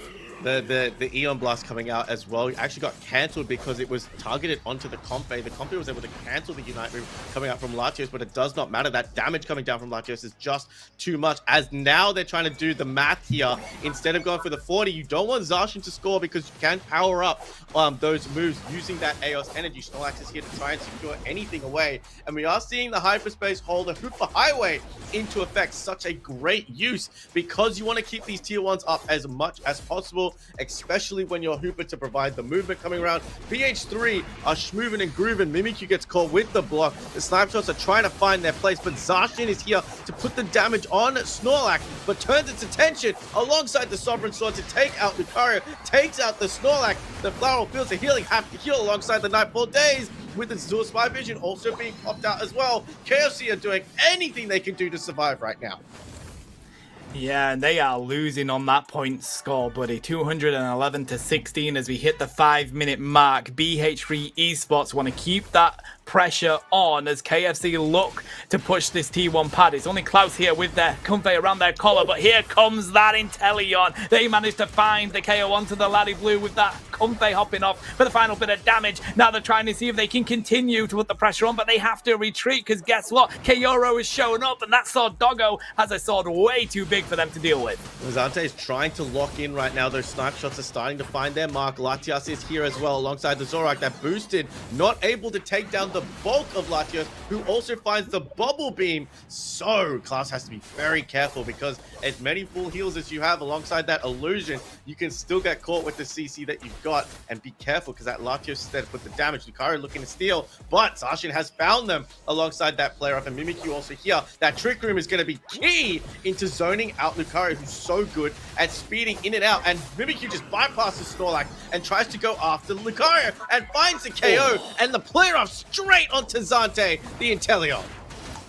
Yeah, that was such a treat for them. Nightfall Days is going to come through again, though, and they do find a KO, thankfully. Getting back to the pad, 1 HP and a dream. Lapras finds them with the execute, and now they're back to the Pokemon Center as KFC decide to leave that Red Jalecki and go score some points into this T1 pad. They know they got to score here, buddy, if they want to keep up and try and win this game, but that Lecky's going to roll on in, and a 40-point dunk comes back in return. I mean, they are at 100 points right now. They've caught this down to a 202-point lead. There's more scores going to go in right now, 22 and 5 from Snorlax and Zoroark, but they are going to get caught here on their pads. Snorlax is going to take the brunt of this and take the KO. They can't really get out of this, going to put that experience, but it's better that a level 10 Snorlax goes down right now at the 3-minute mark than a level 13 Zoroark going down, but Zoroark still trying to find the KOs. The bulk is there as Latios locks on and takes out half of its health, gets healed back by the Comfey, and Latios has to be forced off the pad right now for the time being.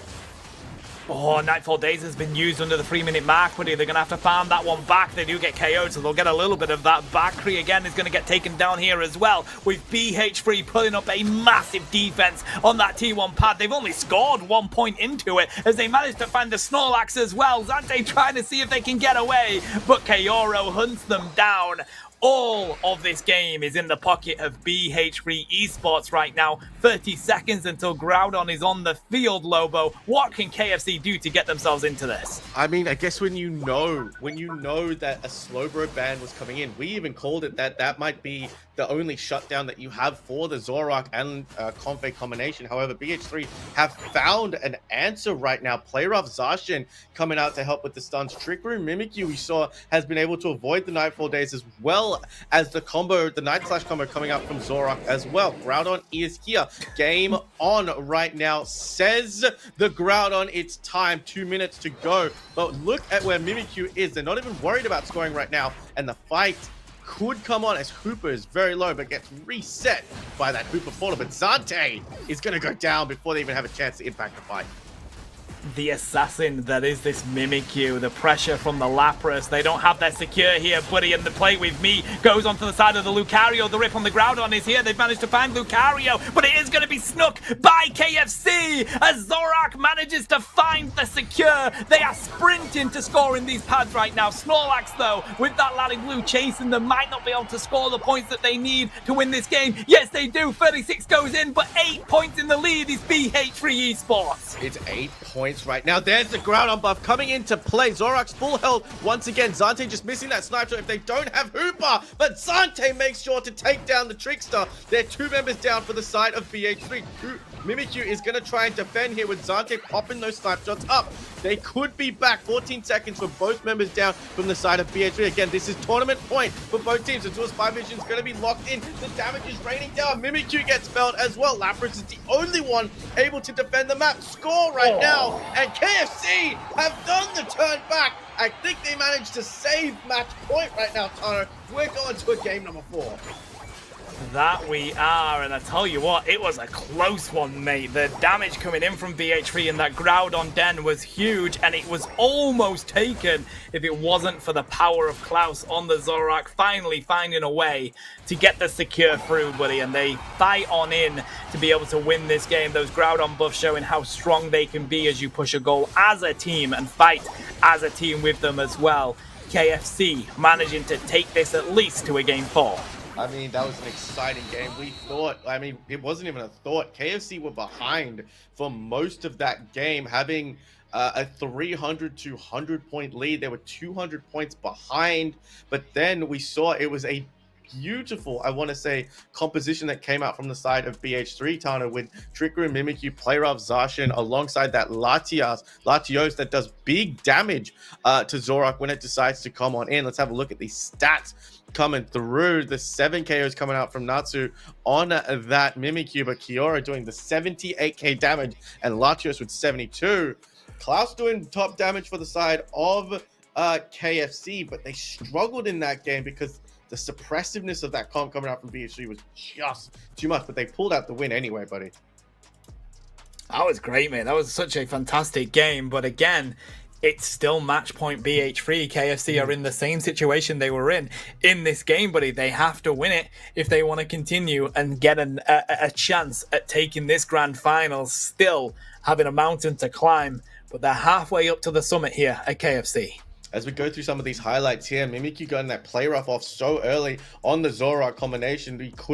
You have to avoid that trick room at all costs. We saw a lot of ankle breaking coming out here as Mimikyu could use that trick room to zone out very well. There we go. The Nightfall Days, such a powerful Unite move coming out from Zorak, as well as we saw the team fights just go all over that place. Latios, look how far behind they are.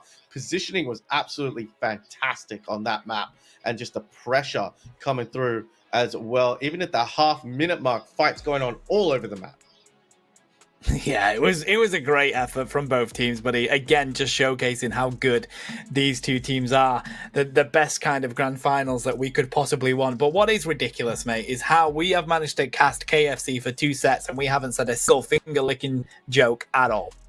I was trying to put the finger licking in somewhere, but I just couldn't fit it in. And, like, it's been sitting on the tip of my tongue the entire time. The finger licking good, the finger licking KOs. I don't know.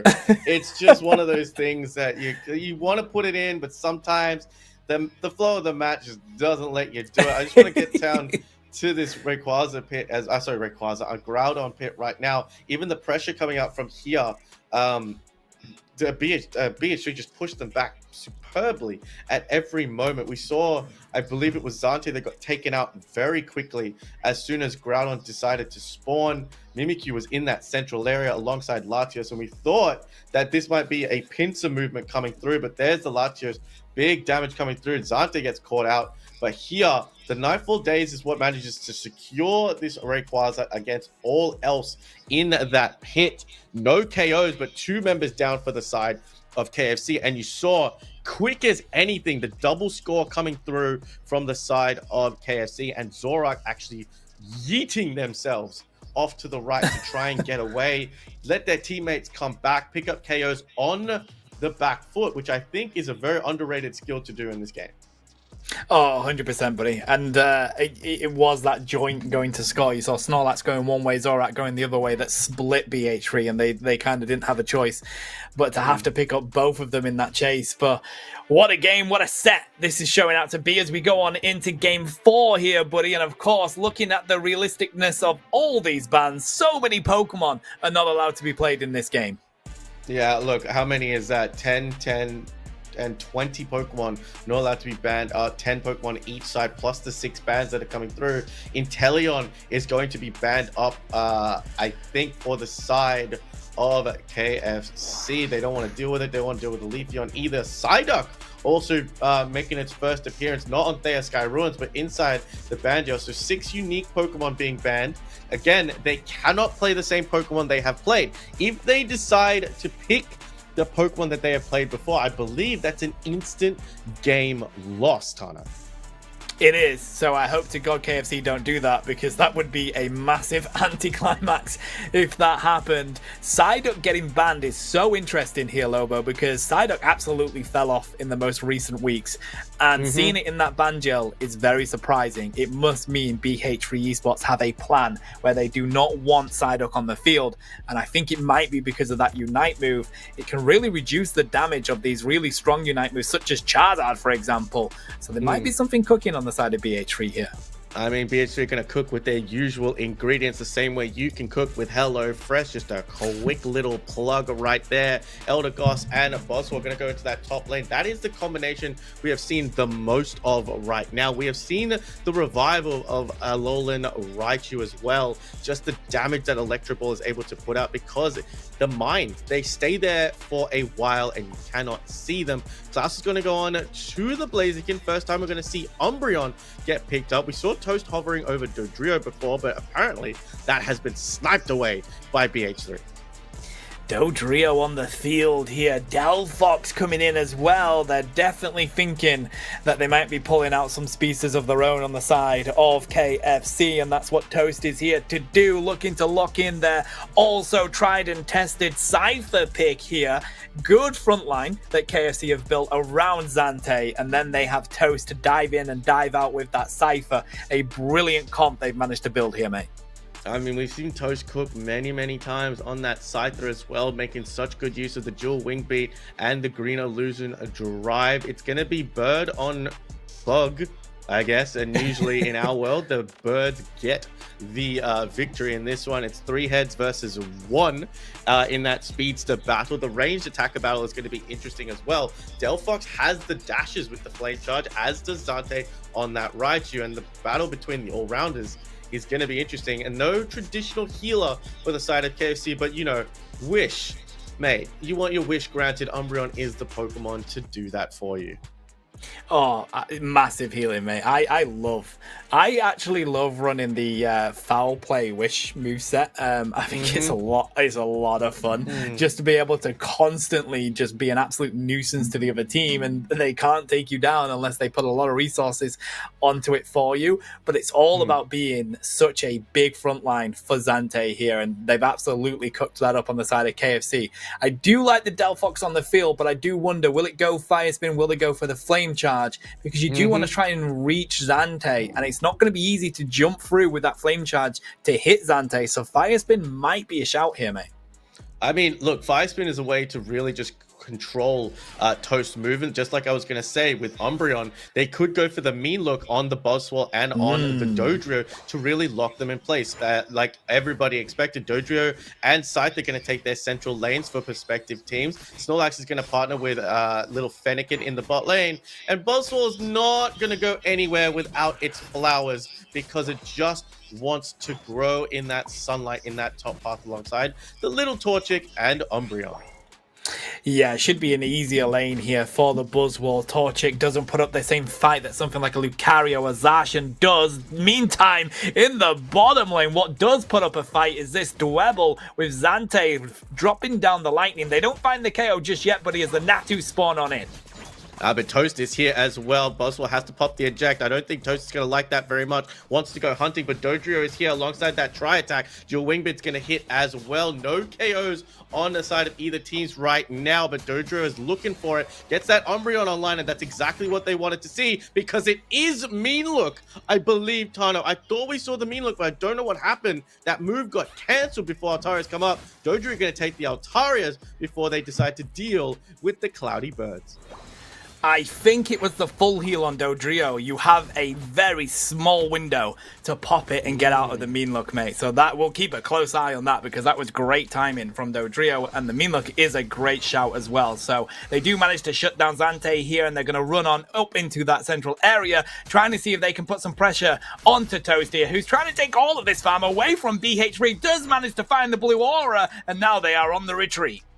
I mean, at 20 seconds to go, these central laner species want to go after each other and hinder each other as much as possible. Zante is actually going to pick up a aura inside their own central area, because Toast is just getting it anywhere else he can, but does give them right back to Dodrio with a KO. That blue aura, which means Alolan Raichu has decided to hang 10 on that tail of theirs, and they're exactly Mean Look to put down the Dodrio, stop it from moving anywhere alongside Kiore, who can get moving with that Ultra Buzz Ball Swam ability that you've got. The Beast Boost is what I was looking for there. None of those words made sense, but what did make sense is the KOs that are raining down in this central area, even though Reggie Drago is already gone. It is literally back and forth here, buddy, as they do try and find a KO on the side of the Dodrio. Toast has shown up. Whoa, locks in a double KO streak, looking to find. That's a triple KO streak for Toast. It's a quadra KO streak for Toast. Mum, get the camera. Cypher has shown up on Fair Sky Ruins. where did he come from? I thought he got knocked out and came back right in an instant. But with a 40 count inside that basement lane for the Crossel as well, they brought this to a 1-point game. Boswell's going to start slamming things on the ground. He's probably going to try and hit you with your own teammate, which is exactly what you don't want to do. Bad manners if I've ever seen it. The Rock team is going to try and secure some Bumblebees away. Delphox is on the line, and KFC have turned their attention to Reggie Lecky as well. They're going to secure, as Umbreon's just going to cause a few problems. Just going to be able to survive with that wish. And KFC looking to put the pressure on right now. Yeah, giving themselves the points lead comfortably here. Regice is taken by BH3 Esports though, so they're not going to get both buffs. That's pretty huge for them, but now they're trying to put the pressure onto this T1. They do manage to put the Yawn through. Kiyoro's going to be taken down as KFC continue with this pressure in the top lane, trying to break that pad, knowing where that buff is going to spawn on in to buy themselves that space. I mean, Dodrio is going to try and help out here. They do see a Blaziken, but Blaziken, we know, has an escape ability with those Fire Fists alongside that Wish as well. Zante's going to put big damage here. Snorlax has to be careful. Can't get chunked down with a big amount of damage, but there's that Flame Charge coming out from Delphox as well, which is able to return fire, as Crossel has to be very careful about where they decide to step, because those resets on the side of Delphox are insane. They really are, mate, and they get even better the higher levels you get on that Pokemon. So coming into that late game, that Delphox is going to be incredibly difficult to catch, and that's going to be Toast's job as they dive on in here. They don't find the dual wing beat reset, so they're going to back on up to their pad, find a Citrus Berry, and get set for this next team fight with Blaziken coming in from the flank here. Has managed to put the pressure on. Dodrio jumps over them with the jump kick, though, and then tries to put the pressure back onto Klaus, and they find the KO, as now they don't have this Blaziken. KFC have to retreat back to their pad. That was a beautiful yawn to put the Blaziken to sleep right now. Snorlax is going to yawn again to get out of danger. Again, the utility coming out from Snorlax is incredible with block, yawn, and heavy slam. We don't really talk about flail, not just yet, ever since that speedster meta was a thing. But inside that top path, Blaziken's going to get punched away, and then Ultra Swell slammed back to oblivion. And the scores are going to keep running on in as Toast is now here alongside the side of Umbreon. Now, Blaziken's been mean look, but it does not matter. Buzzwell says, I'm not stuck in here with you. You're stuck in here with me, because they've got a Dodrio to help them out. Green Illusion Dive is going to come out alongside the Midnight Prance from Umbreon. Toast takes a swing at Buzzwell, a swing at Dodrio, and he's set those fryers nice and high. He's made some crispy dodo tenders. Man, that was absolutely massive by Toast. Dodrio was just looking like, where did he go? Oh my god, I'm back to the Pokemon Center. And now they're going to rip down the Regieleki to boot. If they could steal the Regirock as well, all the advantage is going to be back onto the side of KFC, as they currently have the point lead. But BH3 do not want that to happen. They do disrupt the Snorlax, and they do manage to lock in the Regirock down here. Zante was trying to take that as well with the Thunderbolt, didn't have access to too many grenades to drop on it to where that Reggie was spawning. There goes Toast once again with the escape act right now with 85 to 126 on the board. KFC have seemed to found their groove right now, Tano, working this way, working the map, scoring, picking up KOs that are quite audacious, might I add you, but that is just the level of teamwork that these teams have. Yeah, and they need to keep it up as well, because as a reminder, this is match point, buddy. So it's still, the ball is in their court to win this one, to take us to a game 5. But you never know. We've got about a minute and 30 before the Groudon is on the field. BH3 still close with it. KFC don't have that much of a lead, and it could go either way as we hit the final stretch. I think we're just having some technical issues because of the fights that have been breaking out here, mate. I mean, they're causing glitches in our system, whether stabilizer in there or not. We will get right back to that as soon as we can. I don't know what was happening. There seems to be a bit of lag. I mean, we talked about these issues going through right now, but I wanted to talk about this before. It's taken us up until the grand final to actually have a low scoring game at the 3-minute mark. So, you know, it's one of those things where, what are we going to be able to do? We have just gotten confirmation that there has been a small crash. I don't know. We'll get a little bit more of an update on that as we go through. But KFC were looking very good in those closing minutes before we had a few issues. They were, mate. I believe the crash is with BlueStack, so you know these things happen. But it does mean that the game will probably be ongoing. So we're going to try and get into it as fast as we can to see what goes on at Groudon, unless production have paused it. But usually we don't when we're that close to Groudon because it's very disruptive to the players. But we'll try and get back as fast as we can. But no, you're absolutely right, mate. KFC have been very impressive coming into this game. They knew again. They are on the back foot. The ball is in their court. They're the ones that have to do something here, and they've absolutely locked in for the past two. I cannot wait to see if this goes to a game 5. Could you say they've been finger licking good in this game? You could, but do you know what else is finger licking good? Hello Fresh, our amazing sponsors here at the Unite Fight Club, gives you some finger looking good recipes that you can cook up with 10 free meals and free add-ons for life. Doesn't get any finger licking better than that, mate. I mean, I'm already hungry. I haven't had a breakfast yet, so I'm gonna scarf down some stuff to think about it. But again, this is match point for BH3. They win this, they win the whole thing. And unfortunately, right now, we've had an anticlimactic end to this due to a few technical issues. But KFC have come back strong. They were in the lead. But again, it does come back down to how you play this Groudon fight. Because how many times can we say it, Tano? It's not Rayquaza anymore. It's not rip it, take it, and score. It has to be a much more patient game coming through.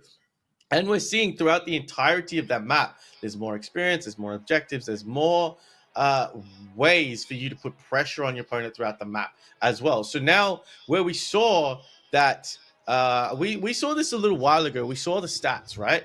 The more objectives that teams tend to take, the more they seem to go through. As we head back into the game at the 40-second mark, we don't know who took the Groudon, but there has to be some kind of pressure coming through. I'm going to have to assume that, no, it looks like it was KFC because Klaus has got a Groudon buff, 25 seconds to go, 100 points to score right now. KFC did take the Groudon. We've just been informed right now. Phantom Fireworks is going to be here to try and defend the pad, but they are low right now as Delphox is getting those resets right now. Thunderstorm Aerial has been put down as well. Can they score? Klaus gets the 50 in Tano. Yeah, but Eldegoss on the opposite side has scored their own 50 as well, buddy, and Dodrio is going to rein in even more points, and that was the power of Delphox. Unstoppable scoring is no longer a thing, Lobo, which means those Pokemon, such as that fanciful Fireworks Unite move, makes all the difference in those final few moments, and we are just waiting for the scores to be tallied to see who won it. I think BH3 has snuck away with that win. The fact that Klaus took 100 points in, and they were 100 points, I don't know if they got any other score in, but we did see the Eldegoss score. We saw the Dodrio score as well. We're just waiting to head back into the stat screen so we can see what's going on with it. We need the update, guys. We need it as soon as possible because that is a nail biter. Did BH3 take the grand finals, or if KFC came back, they were one game away from the reverse sweep, which, like you said, is probably one of the hardest things to do in esports right now. As we're going through this, we're just going straight into the highlights. We're going straight into the highlights right now. As we go through, we haven't got an official score. Oh, so we're having issues with the stats. So we're just trying to ask from production who managed to win. Because, of course, BlueStacks we've had issues with the BlueStacks and the crashing issues. We're just trying to see. It was BH3. We've had BH3 confirmation. The goals scored by Dodrio and the Eldegoss were the way that they managed to win. But I tell you what, mate, either way you look at it, KFC, very impressive with their comeback. They had a dominant game 3, and then coming into that game 4, it was so close in those final moments at Groudon. They managed to take the objective, but BH3 with an impressive open qualifier the entire way, mate. I mean, they're undefeated the entire way through. I don't know if they may have dropped a game against No Micro on day 1. However, we do apologize for the ending of that game.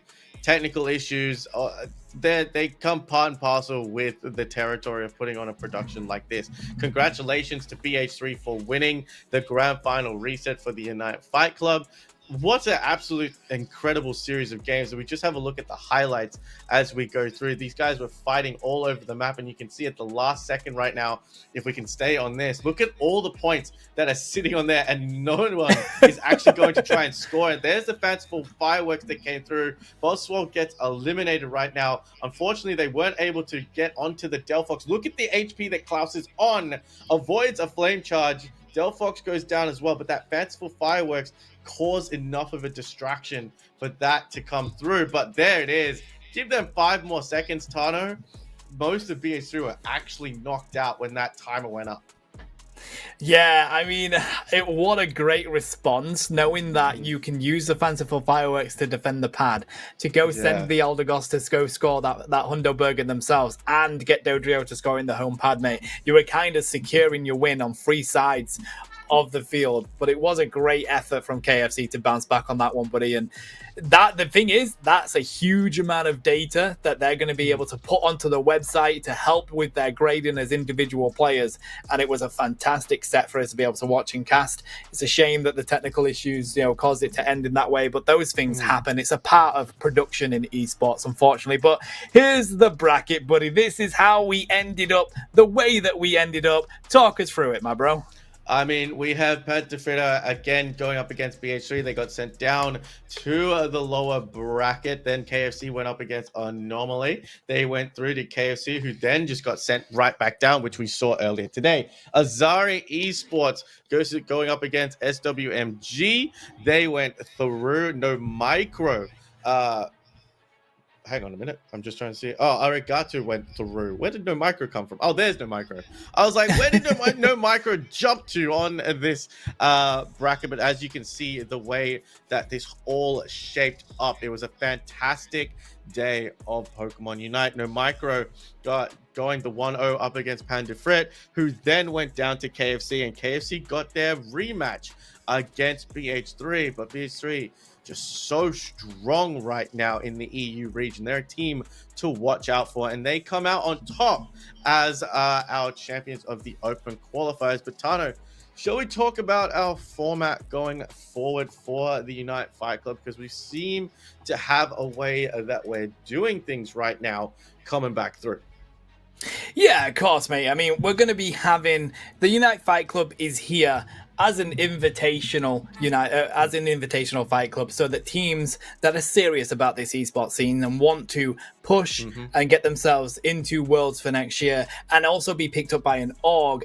That is what the Unite Fight Club is here for, to make yourself approachable by these organizations, have a grading as an individual player that you can justify how good of a player you are. So the first 2 weeks are going to be invitationals. We're going to be inviting the certain teams to go up against each other. But if you have seen this action in this open qualifier and you think, I want a piece of that, you will have the opportunity. We will be doing regular open qualifiers. I believe it's on like a 4-week rotating rota. So definitely keep an eye out for more news on that one, chat. And of course, if you put in a showing in these open qualifiers, the way that teams like BH3 and KFC have done here, you will be invited to play in those regular weeks, which gives you even more opportunity to build up your portfolio as a player, as a team, to get picked up by organizations. So realistically, it is just feeding into the EU region, and that is why we're so hyped to be on the mic for it here, Lobo. And for the foreseeable future, we run these 2 times a week. So on the EU side, it's every Monday and Thursday, starting at around 7 p.m. Tano, 8 p.m. One of those two. I forget which one it is.